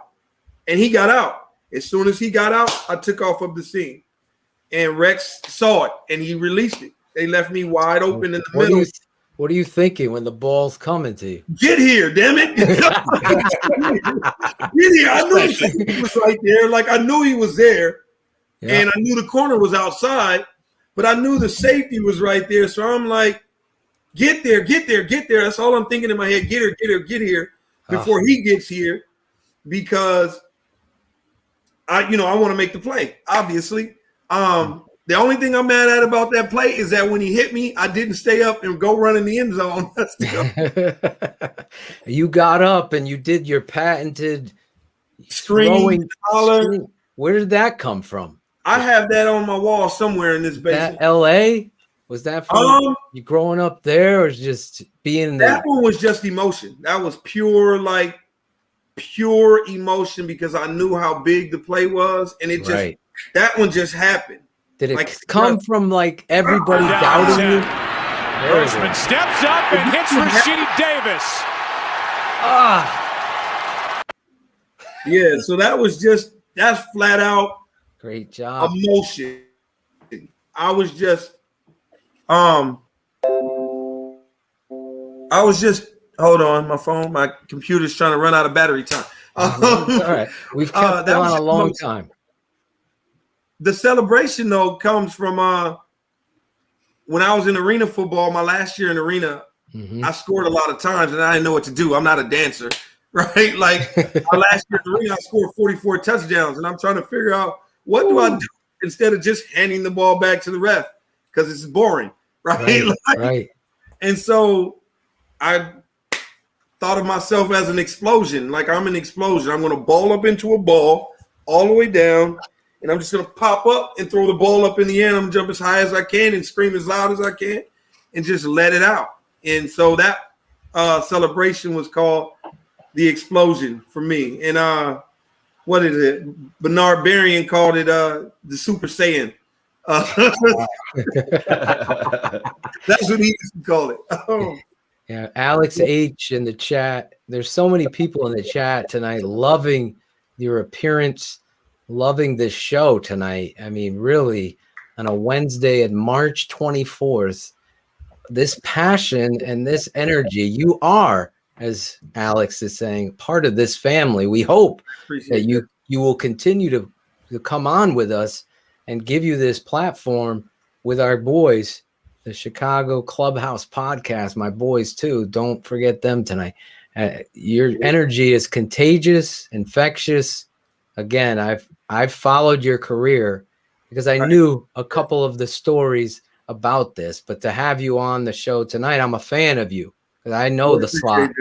I appreciate you and coming on here, keeping it 100. I know your battery on your goddamn computer's running out. That's how long on the show. You gotta hit me up. I followed you on Instagram. DM me back, or on Facebook, whatever. We definitely, as they were saying, we got a swag team. We got to send you some swag, some TTNL swag like this. Trust me, I'll take it. If it's free, it's for me, and I'll take 3. Yeah. I still owe T Nic some alcohol. It's in my basement still. I haven't put it in the box and shipped it yet. Well, but I can't hear him. We can't hear you. He muted his mic. Come on. Oh yeah, there you are. The dog was barking, so I had to mute the mic. Oh, you're looking out. I'm still waiting on that vodka, man. I'm still waiting on it. I'll use the vodka. I know. I got it. It's in my basement. I ain't drank it. It's still here. I got a Clubhouse tumbler for you. All right, sounds good. Next time, yeah. When the world opens up, we all gotta have a drink. For sure. Yeah, absolutely. Absolutely. Oh, I can't wait. We'll get you to the tailgate with us because we're gonna set up something with all our crazy 100 crew fans. If Rashied Davis comes into the house, my man cave. Yeah, I don't really have a man cave. My wife don't let me use it as a man cave. I'll show you some of my. Let's see what you got. We see the jersey. Okay. You see the jersey. That's the Super Bowl jersey. There it is. Nice. That's from the Seattle game. That's the first catch I made in the Seattle game where I went around the left side. Yes. Is that like when the guy was coming and you double caught it and pulled it in? Yeah, I jumped over, tipped it over him and brought it down. Yeah, that's from that catch right there. That's in the highlight that I'm. Yeah. And this is when my firstborn was in my wife's stomach on Hallis practice field. Look at that. Nice. Oh, wow. Yeah, and then we have a friend of mine had this table made. You'll love this table. Oh, nice. Look at that. Sweet. No. Claudio's jealous of that right there. I don't know. Can you see it? Yeah, we can see it. God dang it. I'm horrible at this. You're doing good. Is this like Cribs? Sweet. TTNL Cribs. It has football feet and all of that other stuff. Oh, wow. Oh, look at that. Nice. Wow. It's got helmets as feet. Yeah. And then this is me and Bernard. He signed it. I signed it. Bernard. Go two guys. They labeled Fresno State and San Jose State. Jose. Those are those late nights in Connecticut. I'd be up late watching that on Can you see ESPN. that? That's another one. That's me here, and Bears gave me that one. This is the NFC Championship game. I was there. Claudio was there. Oh my God! Here somewhere. Unreal. But that's from there, and then my helmets from college and arena football. Let me turn on some lights. My basement is a mess right now, but no, it's good. There's the San Jose State. There's San Jose State. This is my arena football helmet. My Saber Cat helmet. Saber Cat. Yep. Did you play? Was Nagy in the Arena League when you were there? Yeah, I beat up on Nagy. We beat up on them when I was there. Yeah. You didn't do a good enough job. You should have split them in half. I was a monster in arena football, man. Was he an offensive you ever genius? Get to find anybody that knows any stories about playing against me? I was a fucking monster in arena football. I was straight up beast. How did they? Who called you and scouted you from the Bears? You know what? Because I want to give them some credit. A coach of mine in arena football. This is that. There's the team. There's the squad. Picture, yeah. Look at this. There's the program. Highlights and stuff. And then this is that catch right there. Yeah. There it is. That's a great shot. Super Saiyan Sheed. Yeah, that's that catch Super right there. That's Thundercats. Yeah, and this is the Saber Cats right here. Oh yeah, number one. That's a nice catch. Yeah. Is that Nagy trying to tackle you? No. He painted this for me. Fan painted that. The Bears are the best fans in the world. Bear fan painted this for me and sent that to me. We know. Oh, nice. Bears fans are the best in the world, in my opinion. So, well, I don't disagree with you. They're all listening in. We got over 265. And then I'm live a Kobe listeners. fan. There you go. I got this hanging up. Kobe. R.I.P. Yeah.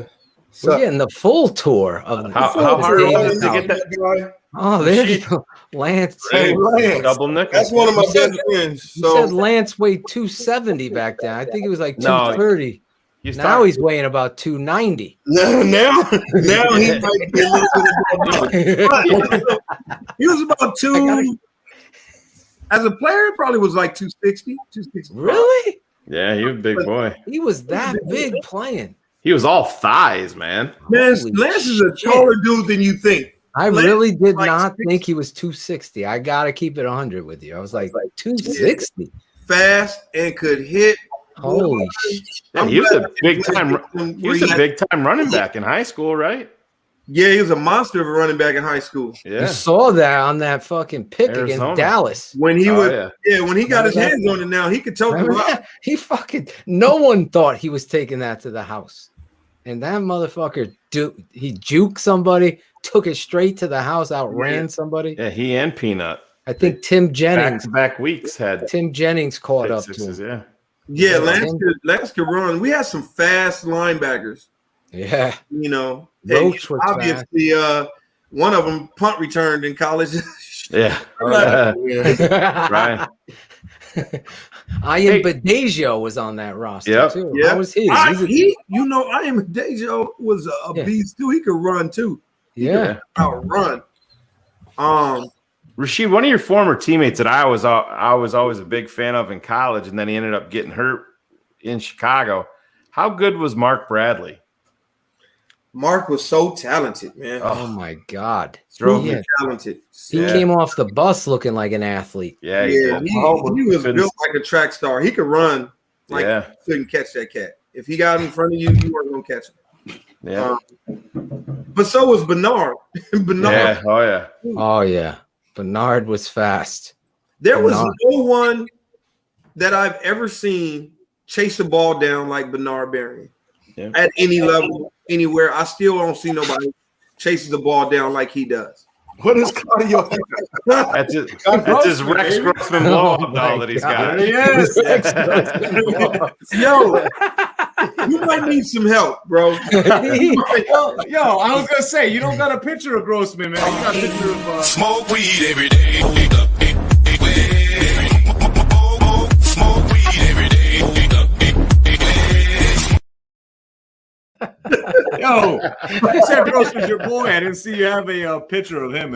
I don't have a lot of pictures of a lot of people. If you notice, most of these pictures are of me. So. Yeah, no, I got it. Rashied's got an autographed picture of himself in his on the wall, bro. That's what slot receivers are all about, man. Yeah.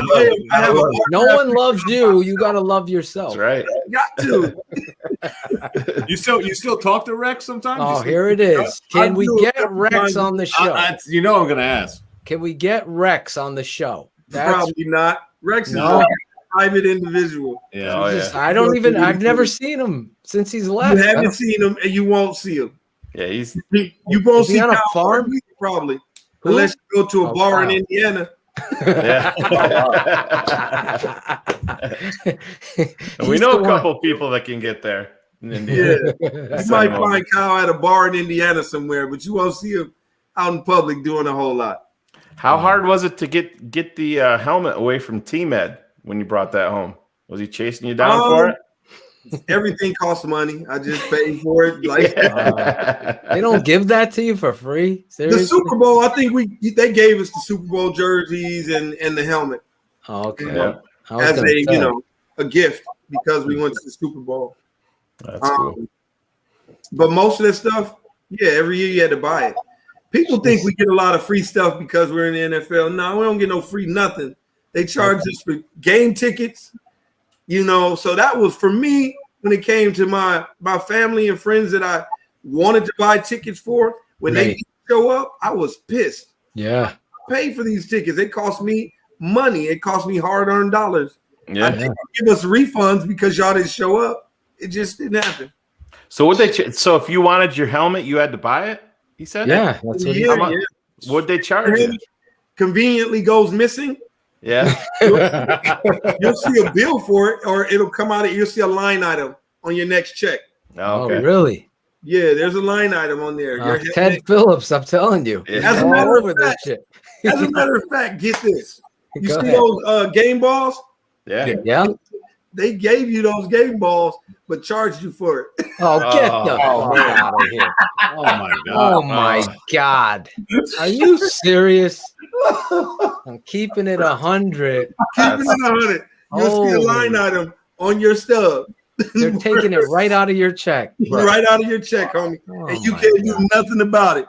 Listen, that just goes along with... Is that an organizational thing? Or is that NFL Gale Sayers passes away, and this organization puts a little fucking circle at the 30-yard line where the water boy is on the sideline behind the freaking field. Gale Sayers, they didn't even put a 40 on the helmet, a patch, nothing. They put a circle with number 40, get Kansas Comet. You want to talk about bullshit? Now you've put the I'm not going to say anything bad about the Bears. I love the Bears. They treat me well. I want to stay in their good graces. So hey, I'm just letting you know the truth. We we called it out. I'm like, I just can't believe fucking Brian's song. They got him Right. on their thing, right? And the Piccolo Award and all this stuff. And what a great person this guy has been for the organization. And you just put a circle with number 40 where the water boy is at.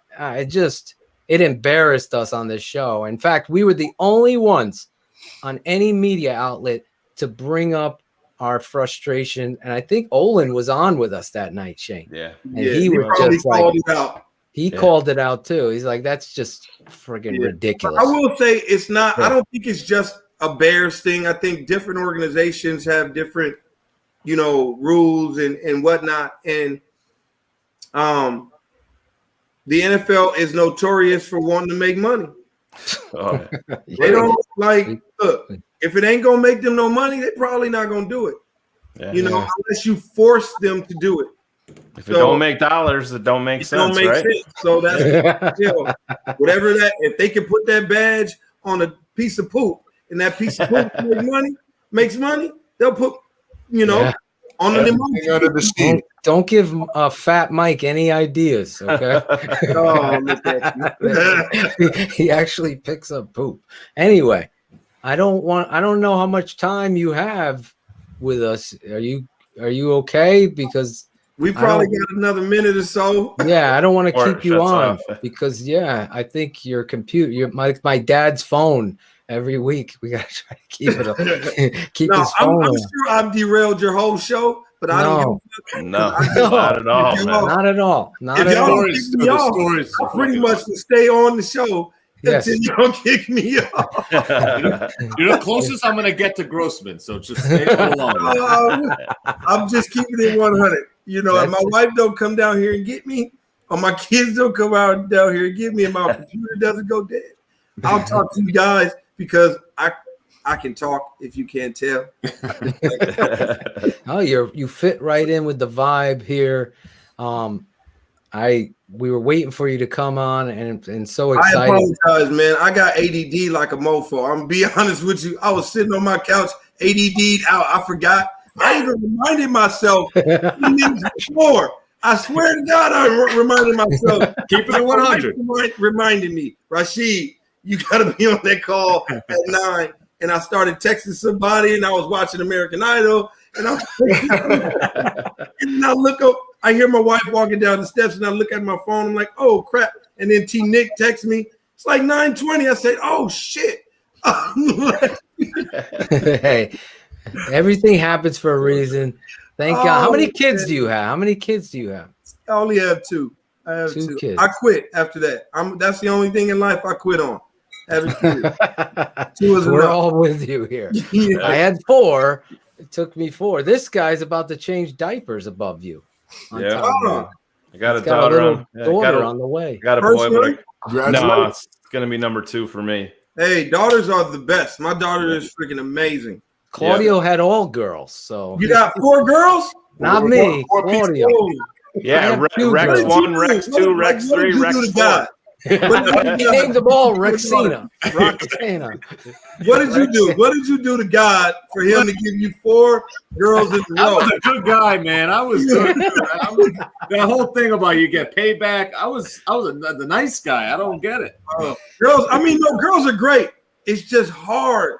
Like I'll be ready to listen. They're great, and then they hit 12, and an alien takes their fucking body over, and they're a different fucking person. They hit 12. It's like just changes. The teenage, I'm living the teenage life, so I'm telling you, I'm with Claudia. Thank God I got twin boys. I got twin 7-year-olds. He's got 4 girls. That's why we made this. Smoke weed every day. Dude, I gotta get by somehow. I gotta get through somehow, dude.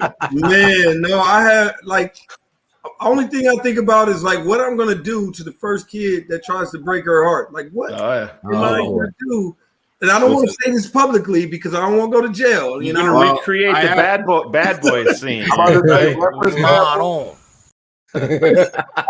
Yeah, I had an incident, man. I had an incident. Hey, Claudio got it locked up. When the first boy walks to my house, I got tattoos on my chest and arms. My shirt's gonna be off. My pistol's gonna be on my hip, like the scene from Martin, like when the first Martin Lawrence. Oh yeah.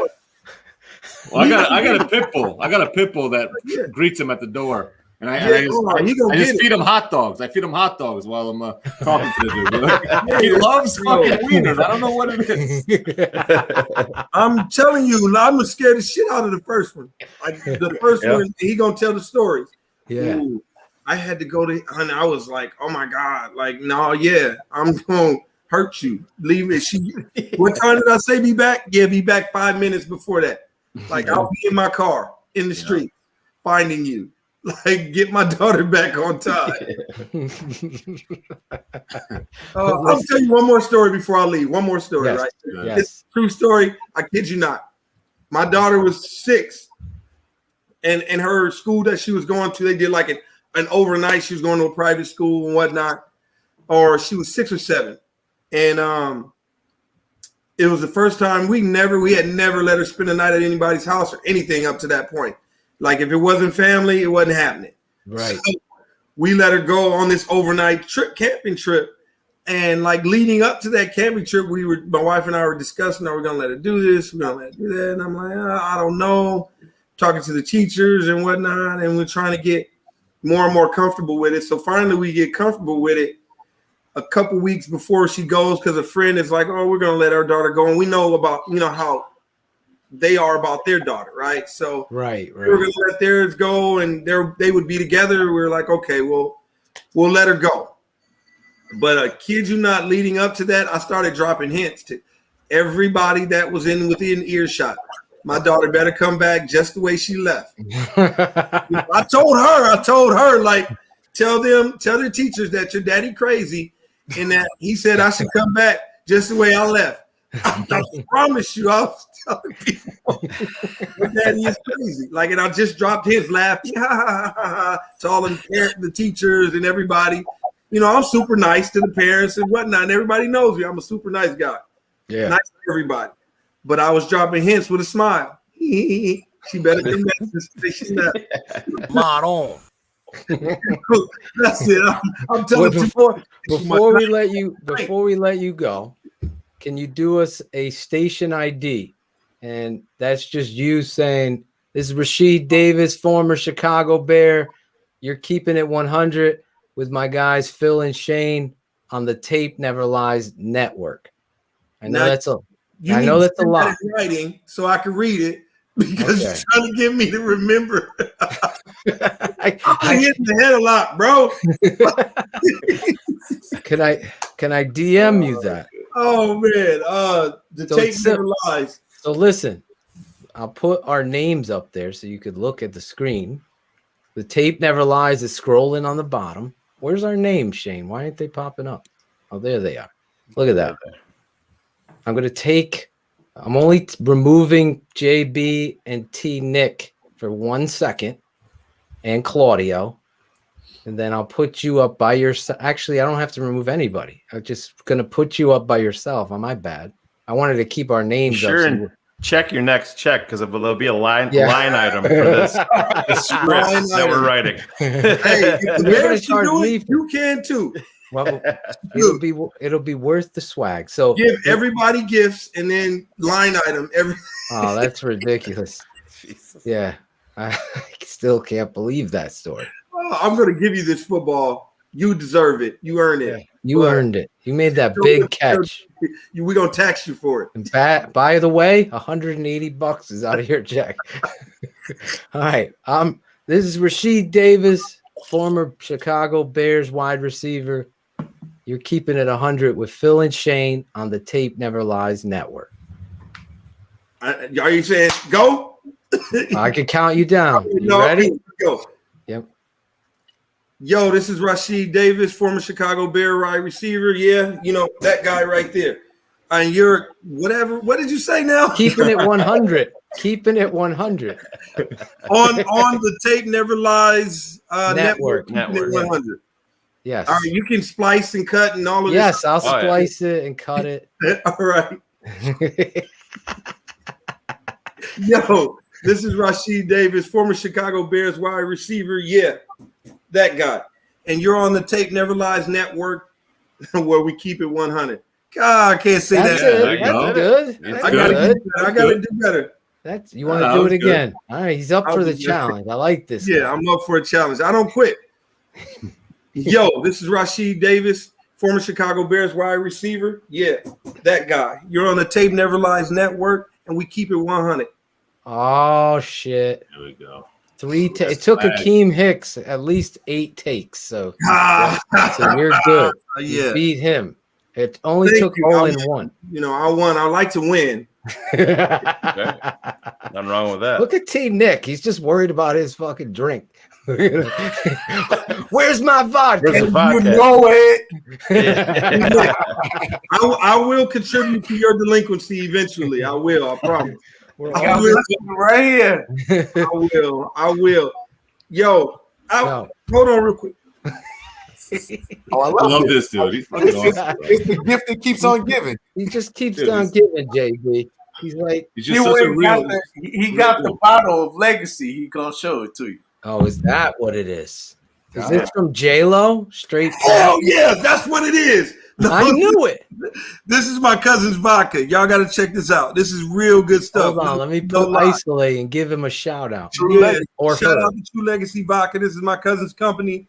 This is good vodka, no lie. I've tested it against the best, and I'm not going to say their names because they don't deserve to be on this list. Let's go. Yes. True Legacy Vodka, a new sponsor. As well as Manscaped. If you have sweaty balls, make sure you get Manscaped. Hairy sweat. Wait. They're sweaty. He's not going to do nothing for the sweat.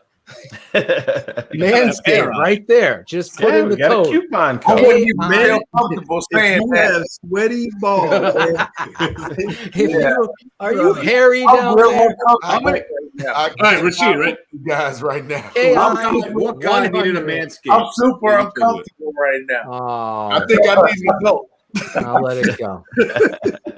KI 100, 20% off. Actually, Manscaped, I have it. They sent me a package, a gift package. There was no line item.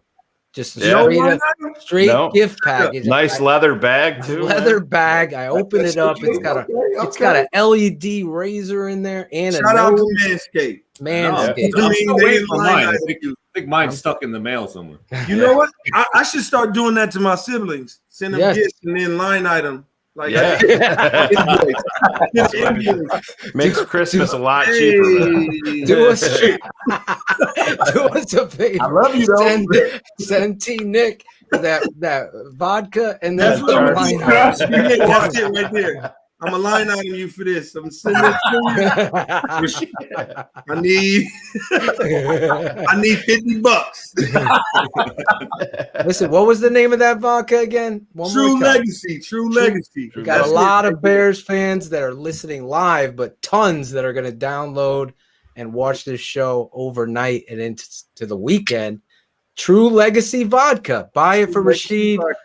Let Rashied know that you saw him on this show, keeping it 100 with all of us here at the Tape Never Lies Network. Somebody look the shit up. Look at that's our boy. That's our producer right there. Jackal. Handcrafted in small batches made in the USA. Distilled triple filtered through charcoal. Shungite. I don't know what Shungite is. And Herkimer Diamond Gluten Free Minority Owned. It is. It's let me tell you this. On this network, we are all about the small business and minority-owned business. Stop Asian fucking hate. Hey, I should have worn my T-shirt on. Yes, it's getting ridiculous out there. I don't bring politics into things because people get all upset, but seriously, stop hating fucking people. Well, here's the thing. I'll say this one last thing. And I believe this with all whole heart. There are certain things that we treat as politics that are not political at all. Racism is not politics. It's life or death for certain people. Like for me, when I walk out of my house, I'm a black man. It can be life or death for me. It's life or death. It was life or death for those people that were killed in Colorado. In Colorado. Right? Yeah. Like it was life or death for those other people that were killed in Atlanta. Like it's life or death. It's a real thing. It's not politics, and we should start speaking of it as such, as opposed to saying I don't get political. And I'm not, saying anything about what you just said. I just think as a society, if we start calling a spade exactly what it is, yes, then we can at least begin to come to the point to where we heal. Right now, we just talk about things in terms of politics that are not politics, and we need to separate the two. I'm off my soapbox because I can go from there to there too. Well said. I was so well said. I want to clarify me because Shayne will tell you, I've confronted this organization on not drafting black quarterbacks, and I've keep it 100 on race. I was meaning I'm not talking about presidents and that politics. Yes. This Asian hate, black hate, and all lives matter bullshit. Reality is, okay, we understand, but what Rashied is talking about, to be clear, is that when he walks out, he has a different fucking microscope on him than somebody that isn't of color. And I could say that as a father of 2 biracial girls. So I know the reality of people looking sideways and racist comments and bullshit. It's real. It's here. It's been here. It'll always be here. But it's up to us to look in the mirror and say, I'm going to step up and say something about it. Yes. I have a platform here. I don't give a fuck. You can go watch another fucking show. I don't give two shits. You my guy. I'm back. I'm coming back whenever we need. Don't get it twisted. Shayne will tell you. We've gained more fans because of the truth. That's my truth. I speak it. I love Rashied Davis, and I love these two, JB and T Nic, with all my heart. That's my truth. There's the liquor. I'm off my soapbox. My cousins don't love y'all. I'm gonna tell him to send y'all a case. He got to send y'all something. We're gonna send you. So open up your Instagram DM, draft Dr. Phil or at Phil_Toshin. You'll see me there. I was chatting you up, I wanted to tag you. It doesn't let me do it on Insta because I know a lot of people follow me there. I want them to know about this show. And Rashied Davis, you guys in the chat. Phil, Phil_Toshin. It's Armenian. How do you say that? It rhymes with lotion. That's actually just do. I got you. You got it. Well, it's the 5'7" kind of a small one, but I still store them since I was in doldrums. There you go, T Nic. That's it. That's me.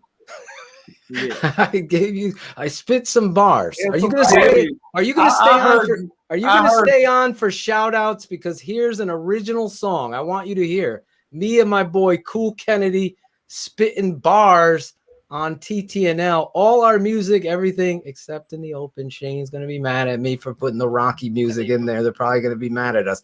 But this is an original song, Cool Kennedy, and I want you guys to stay, listen to it, and then you'll go first, Rashied, with your shout out. This is the shout out song, TTNL style.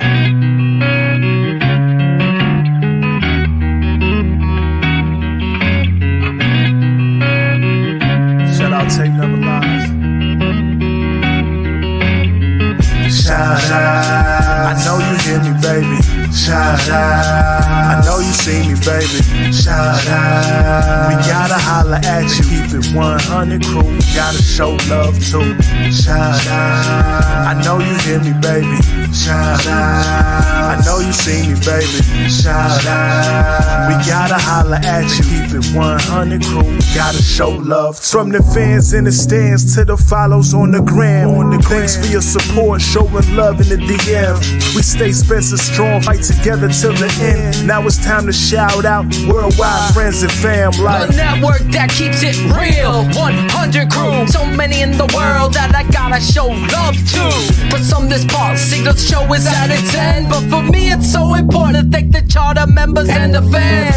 Built the network, speak the truth through the tape. Never run around the truth, no narratives we create. Set them straight, no bubble screen on 4th and 8. Claudio Shayne getting nervous cause keeping them up too late. That's it, no more to say they get the shot of vital. But hurry up, cause the postman's getting homicidal. SpencerStrong. I know you hear me, baby. Shout out. I know you see me, baby.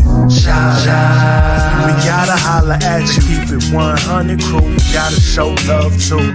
Shout out. I know you hear me, baby. Shout out. I know you see me, baby. Shout out. We gotta holla at you. Keep it 100 crew. We gotta show love too. The network that keeps it real. SpencerStrong. There you go. Shout outs. Man. You like that? I do. Thank I you, do. JB. I appreciate that. That's me and my boy Cool Kennedy, the music director. Freaking kid could produce right on the show. We love what he brings to the table. I love that dude. And then there's me spitting bars. Yep. I appreciate it. All right, I need to go. Your shout out real quick. Shout out for what? Shout out anybody. Oh, I thought T Nic. Maybe you were gonna shout him out. Shout out to T Nic. Shout out to Chicago Clubhouse for setting this all up. You know, shout out to all the Bears fans out there. To my mom, my wife, my family. You know, shout out to you all. Peace out. God bless. All the fans, I've been reading your comments. I truly appreciate the love. Trust me. I appreciate the love, and you know, I hope that I can come back, Lord willing. Oh, and I'll hop back on the Clubhouse. Absolutely, time to have that opportunity. No doubt. We're gonna promote the Chicago Clubhouse podcast. Don't you worry. Thank you so much for coming on, Rashied. Shout out to my cousins as well. I know you guys already do that. We're gonna do that again. They don't pay me for this. I just drink it and I actually buy my own. I don't tell them to send me nothing because I hate for people to say, "Oh, why don't you hook me up?" No, I'm gonna hook you. Right. I'm gonna support you because that's what we all should do. Anyway, so much love. We're gonna send you that highlight video and some swag. I promise you. As long as you followed me, I'm gonna get to you and then I'll get it to you. All right? That's a bet, man. That's no a bet. problem. You deserve it. Have a great show. My man. Thank you, man. I'm going to holler at you, man. Yes, sir. All right. There he is. Rashied Davis. You guys, though, honestly, that's why I was worried that you would get overstepped. And this is going to have to happen again and have the two of you back on the show. Because these two guys, I'm going to speak on them now, are two classy friends. Talented, fun show that keeps it 100 because fucking T Nic is telling you, right? I don't know fucking shit. Right. I say Straight it off the rip. Right I up don't know shit. I should be on your podcast. I don't know shit either. I'm just a fan like all you guys. But seriously, guys, if you're a fan of me, like I said, I've seen it in the comments. Logan Frost and I think Michael Williams and Truth One. I saw it. If Phil brings you on the show, if Shayne brings you on the show, you know that they believe in you, that they're going to come on and keep it 100. And that's the truth. And I got to shout out Alex Acevedo, our swag man, who also reached out to T Nic and JB. Me and Shayne were on your show and we had so much fun there. I was like, we got to let other people know about good podcasts, good content, and honest to goodness, good talk. You know, real talk, real recognizes real. That's what you guys are here for tonight. So seriously, it was a lot of fun. Obviously, Rashied is it's like me, the life of the party. So he's gonna take. He admitted it as much, but I mean, I don't think I've seen some comments from the chat. This is top 3 show all time, and that's saying a lot because this season, this network, Claudio pointed out, you're gonna have trolls in this world. The show didn't even start. We had a thumb down. Just check out our comments on YouTube in the morning. You'll know what we're talking about. Do you know how much work and time goes into producing all this music and transfers and all of that? They don't understand. Like, it just happens, right? All fancy shit. Yeah. And believe me, Shayne has helped you out a little bit. Anything you need, I'm on the show, so you can hold me accountable. I will help you guys out with anything. Obviously, I'm a busy guy, but I will get to it. I'll just tell you up front, I can't do it now, but I will do it. And that's my word. That's all I have in this world. I got 4 kids, for God's sake. Phil, what do we say to the trolls here? Fuck.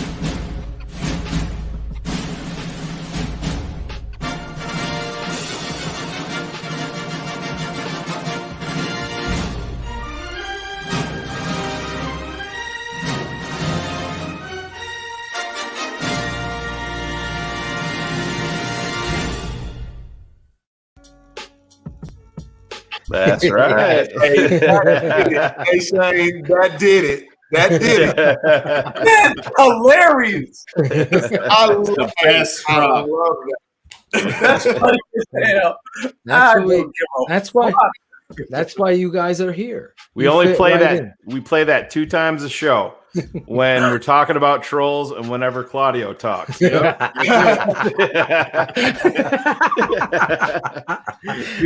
too predictable, bro. I knew exactly where you were going with that. Right. We've been doing this too long. Claudio, we give you credit because you are, the glutton of punishment, but you take it like a man. Yes. Exactly. There he is. I think he gets it a little worse than me. He's our number one. He's going to be coming back. I see a lot of people wondering where Angelo. What about Angelo? He's going to be coming back. We have a big plans, big show planned. You're not going to want to miss that show. You are not going to want to miss it. Angelo has already agreed, and we have a surprise. It's going to be a lot of fun. That's what we call a tease. But honestly, you guys are great. Check them out. Chris, can we type up a banner so people can follow these guys? Chicago Clubhouse Podcast. Type that up. Let it scroll across the screen. JB, we always let our guests go first. And I'm going to start with you. Do you have anybody you want to shout out there tonight?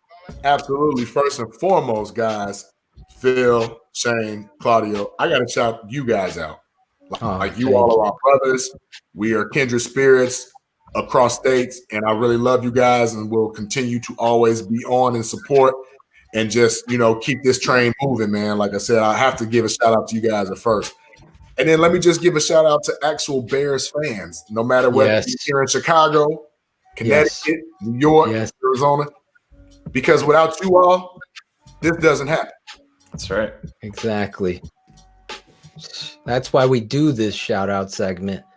I was at the old network. They used to clown me because I had a list of everybody I wanted to shout out, but I learned it from Freeman McNeil, the great running back for the Jets. The Jets.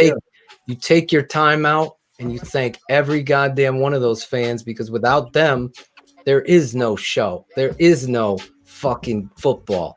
And that's the reality of what my father leaned into me, and he was right about Cutler. And Rashied just doubled down on it. I mean, what a fucking show tonight. I mean, Kenneth Davis came in here with a ball of energy. It was phenomenal. Then Rashied Davis comes in here and knocks it out. And what the fuck is T-Bone going to do? What is he going to do? He's waiting on that vodka. JB. Yeah, I'm waiting on that vodka. He is. I mean, you're in Illinois. You don't smoke there. It's legal there. I don't smoke. No, you don't play around with that? Nah, I don't even play around with it, man. I don't either. You're the laid back. You look like Brian McKnight right now. You're about to sing. One last cry. Right. Before I'm not gonna break out in song. Who do you want to shout out, man? So first of all, definitely I got to shout out you and Shayne, the network, all of your viewers, and Claudio. I mean, man, this is dope. This is dope. So I'm definitely shouting you all out. My man, she. Definitely got to shout him out. Yes. And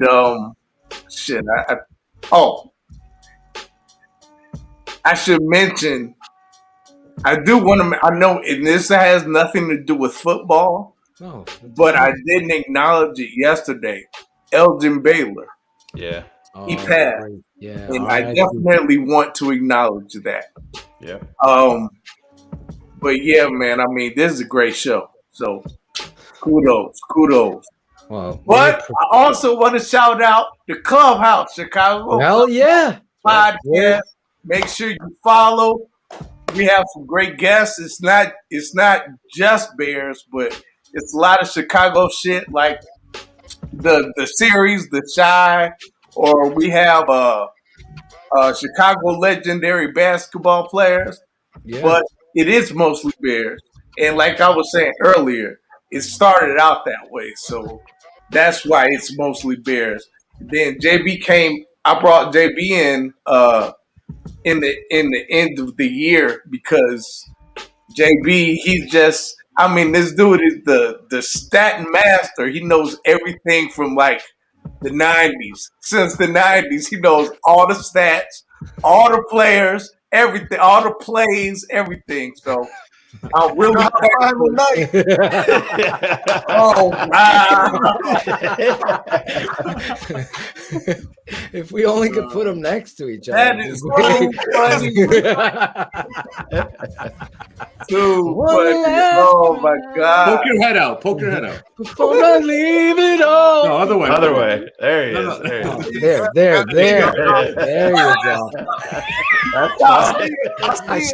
I saw him in concert twice, 3 times. I met him, and he actually his song is me and Stephanie's wedding song. Oh, okay. Back at one. Really? Back at one. All right. Yeah. Wow. Like a dream come true. Claudio, aren't you shocked that Phil didn't write? Aren't you shocked that Phil didn't write his own wedding song? Yeah, well, I was there. Trust me, people wanted me wait for to him do to that. get the microphone insert. People wanted me. Claudio was there. He would rap his wedding song. Yeah. I entered with a rap song, but true story. Every table, Claudio could tell, every table was Bears, so it was draft. It was like a draft theme. Cool. My wife let this happen.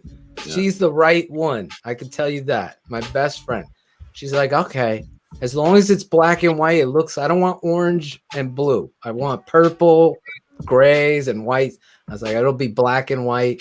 And she put the NFL signal logo, and we put PS for Phil and Steph.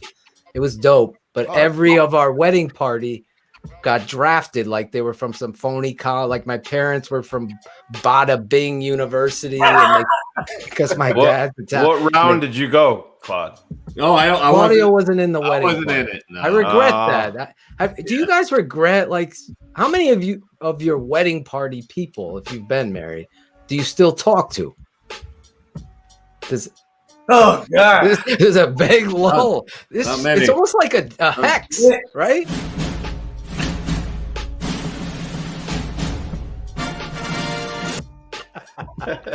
I'm just every dude I've never gets old.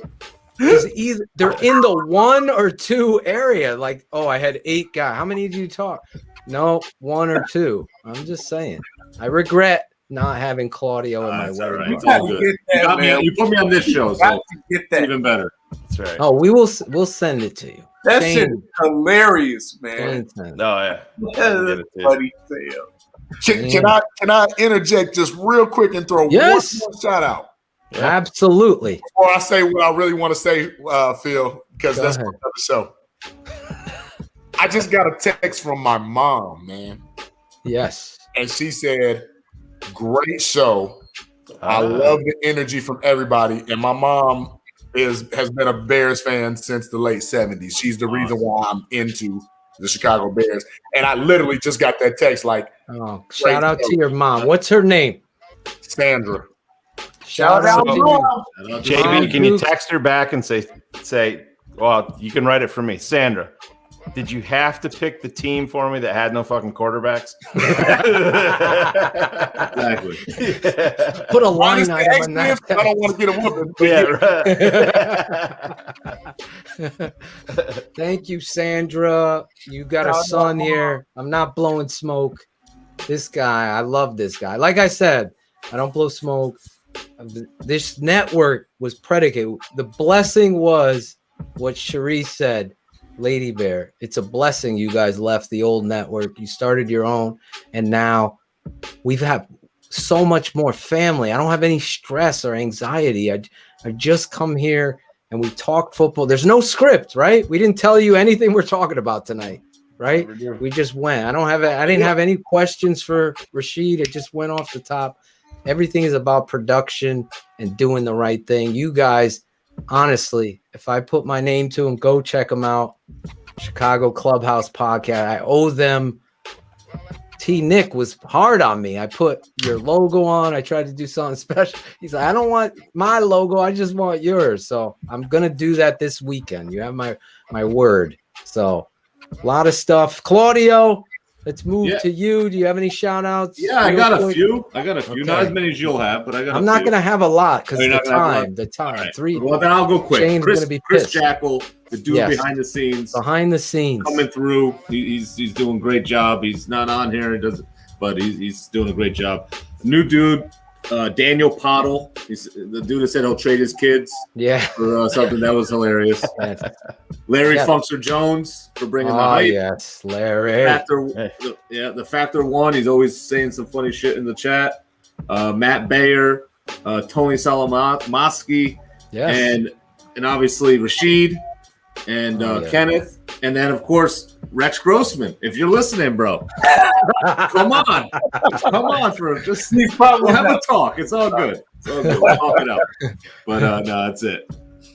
And my wife. I'm gonna go to Indiana and look for him for you. Yeah, there you go. Tell me, I wonder if he's there. Dude, I fucking defended this dude every Monday after a football game. Every Monday at the barbershop, I defended this fucking dude because everybody's on my ass because they listen to ESPN. They don't know shit, and I'm like, no, this dude got talent. Don't know shit.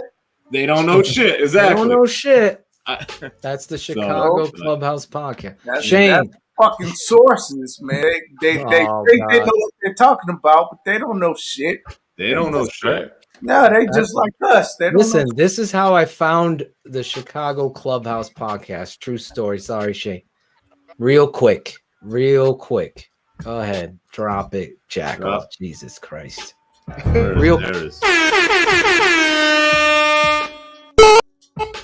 we go. We got 2 real quicks there. Quick. Alex Acevedo sends me this video, and it's of T Nic quoting me. He's like, yo, you got to check out these guys. This one dude, he's talking about Charles Leno, calling him Speed Bump Charlie, and he's cracking up, falling down. And I'm like, I put that in the open that week of you talking about me, talking about Speed Bump Charlie. That you now have. This is why you're family, T Nic. I want you to hear this. This is from my mouth. Miss Sandra, listen to me when I say this. The reality is God puts people in places for a reason. So I'll just do my shout outs here. I'm shouting out you, T Nic, because you've gained me friends Steve Edwards is my friend. Like, I love that dude. Steve has already invited me to his event. I don't know if I should, but that's how close we are. That's because of you. You and Bowles here. That's because of you. So the nucleus is around that. That's why when we talked that day and I'm like, oh no, don't get it twisted. We're going to make this big. And now you're feeling what I was telling you, right?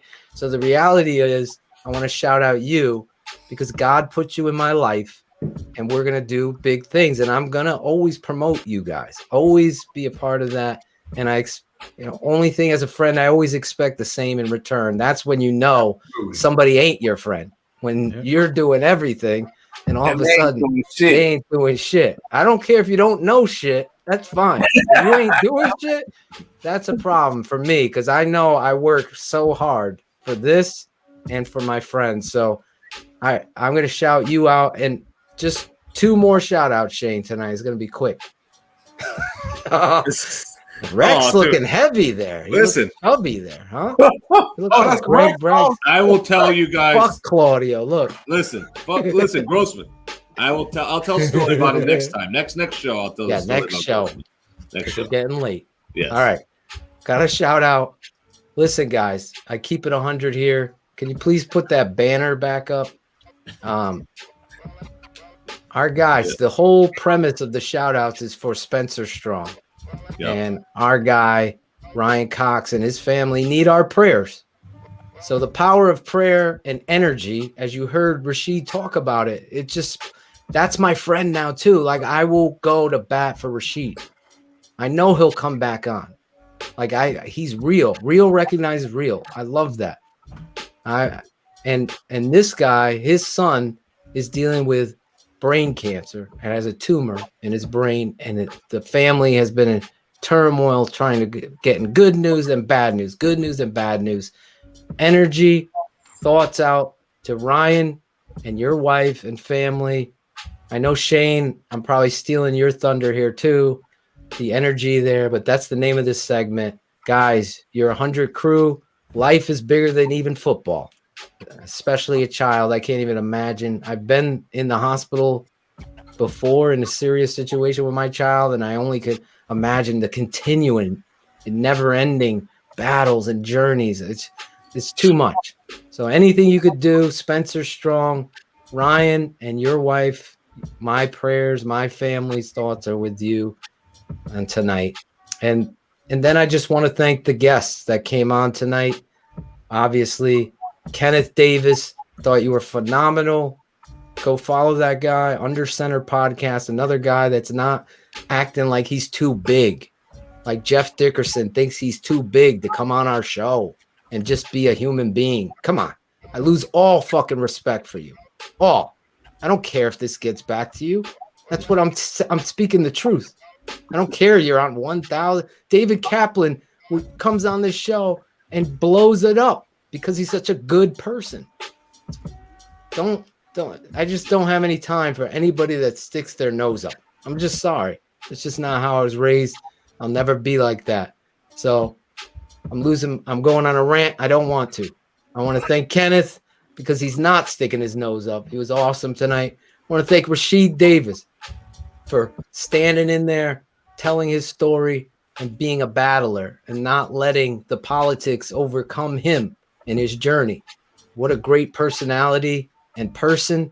Guys, let Rashied know how much you love him and that we definitely want him back to come on here and talk football and the Bears and have his eye on what this football team is. And then, of course, you guys, JB, obviously I isolated on Brian McKnight. But JB, same thing. You sharing your text with your mom. That's something I would do. Like, that's the personal side to this. I try to reach out and respond to every fan that DMs me about anything. And there is a business side to this. I got, okay, go sign up, do this and do that. But at the end of the day, people like you that come on here and speak the truth and know the game of football, know the stats, and is willing to listen and not be a hater of any kind, that stands up. So tonight, you guys came in here, brought Rashied with you, and killed it at the same time and had a lot of laughs, and that this relationship could continue forward. God bless you. Everybody in the chat, obviously, there was over 300 and something people strong live. You guys downloading and viewing it. Give these guys a follow. Let them know what they can improve. Let us know what we can improve. Just fast forward if you don't like the fucking 10-minute intro. It's a look back at last week. Like, next week, we're going to be looking at this show and pulling highlights from that. So God bless everybody. Shayne, take us out, bro. What yeah, do you got? just I'll keep mine real short. Probably the worst possible fucking place to wedge that one in. Oh my god, who was the dumbass with that one? Claudio. No, that was really good, actually. Oh no, not with where I was going. Look at Brian McKnight. Wrong. You guys ruined. Oh my god. Anyways, we'll go and with my shout out, I'll make. Go with the stuff first. No, what I was saying, I'm just going to play off what Phil was saying. talking about Ryan and his family with Spencer. Hey, there's so much negativity in this world. Right. Like I said, Phil, you spoke on it earlier. I'm not a religious guy, but spiritual, and when the power of positivity is a real thing. If you could take a couple of minutes out of your day and just, think about Spencer, think about Ryan, think about the family, and just send some positive thoughts their way. That stuff is real. I don't give a shit what anybody says about stuff like that. The power of positivity is a real thing. When you're down on yourself and everything is negative, you can bring that off. You got to change your mindset. And everybody listening tonight, if you're downloading the podcast, anybody, just think about Spencer, think about the Cox family, send some positive thoughts their way, and hopefully we can get this straight. And in terms of me talking about Spencer specifically, Phil, we've kind of been on this ride a little bit, and we know how strong that little man is. And if anybody can fight this fight head on, Spencer's the kid for it. So we're here to support you in any way possible. But we know it's going to be a fight, but you're the kid to do it, man. Awesomely said. Is there a GoFundMe or anything that's going on with it? How can we support? Yeah, not right now. Right now. We have always named. Yes, yeah, we'll keep you posted. Absolutely. We'll put it on here if there is. And hopefully you guys can also help us out. You guys are family now, 100%, as you were before, but now you actually understand, especially T Nic. He had no idea how dope this show was, I guess. Yeah, but now I know more.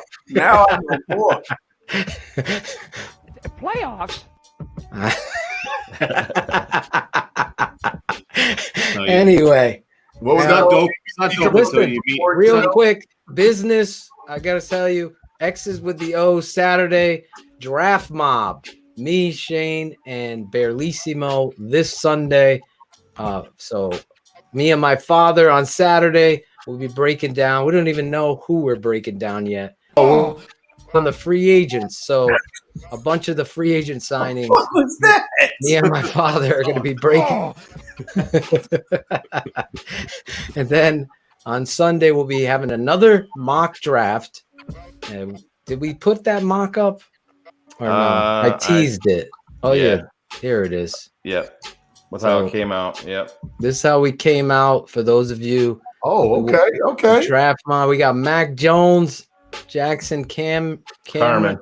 I can't see. You could read them because I need glasses for this. Bill's old as shit. Yeah. We got the safety from USC, Hufanga. We did this mock draft. We didn't accept or make any trades. We just kind of took what come to us. Hufanga in round 3. Trey Sermon, running back from Ohio State, at 164. Ellerson Smith, edge from Northern Iowa. At 204, Anthony Schwartz, wide receiver from Auburn. 208, we doubled up Cornell Powell from Clemson, another speedster at wide receiver. And then Jackal's throwing up all these fucking comments every split second, so I can't read anything. Take that off. Kyle. Owasika, he's an offensive lineman project that's got a lot of potential, but needs a lot of work. So just there you go. Fun little exercise to do. We're going to do another one this Sunday and probably throw in some trades, a little more analysis that way. But we'll have some fun with it. Sign up, gangsters. What's up, guys? Sign up, gangsters. What's up? Sign up. Become a patron. Become a patron. You'll get all access to Draft Dr. Phil's breakdown of Andy Dalton, and then I'm going to break down every free agent to using the all 22 and how I do it there. We were supposed to give you a taste of that tonight, but we will get into it. Phil, something for your brain, something for next time. Fuck. That's right. No Rashawn Slater. He wasn't there. That's what I was thinking. He wasn't. Or Christian Harris. What happened there? They were both off the board in the mock when we did in the mock, they were both off the board. Okay. Yeah, they were both off the board. But yeah, we have some differences of opinion with Slater in our draft. I'm a big mob. Slater guy, but he was off well before. Yeah, he went pretty early. Yeah, I'm thinking between 12 to 15. He actually went in the top 9 in that. Really? Yeah. Oh, in that one. That's even a better grade than I thought. Yeah.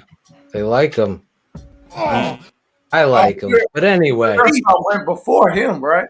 He's a beast. Yeah, Darrisaw went around. No, Darrisaw went 17, 18, right in that range. It wasn't He's like the third rated. Obviously, Sine Pool.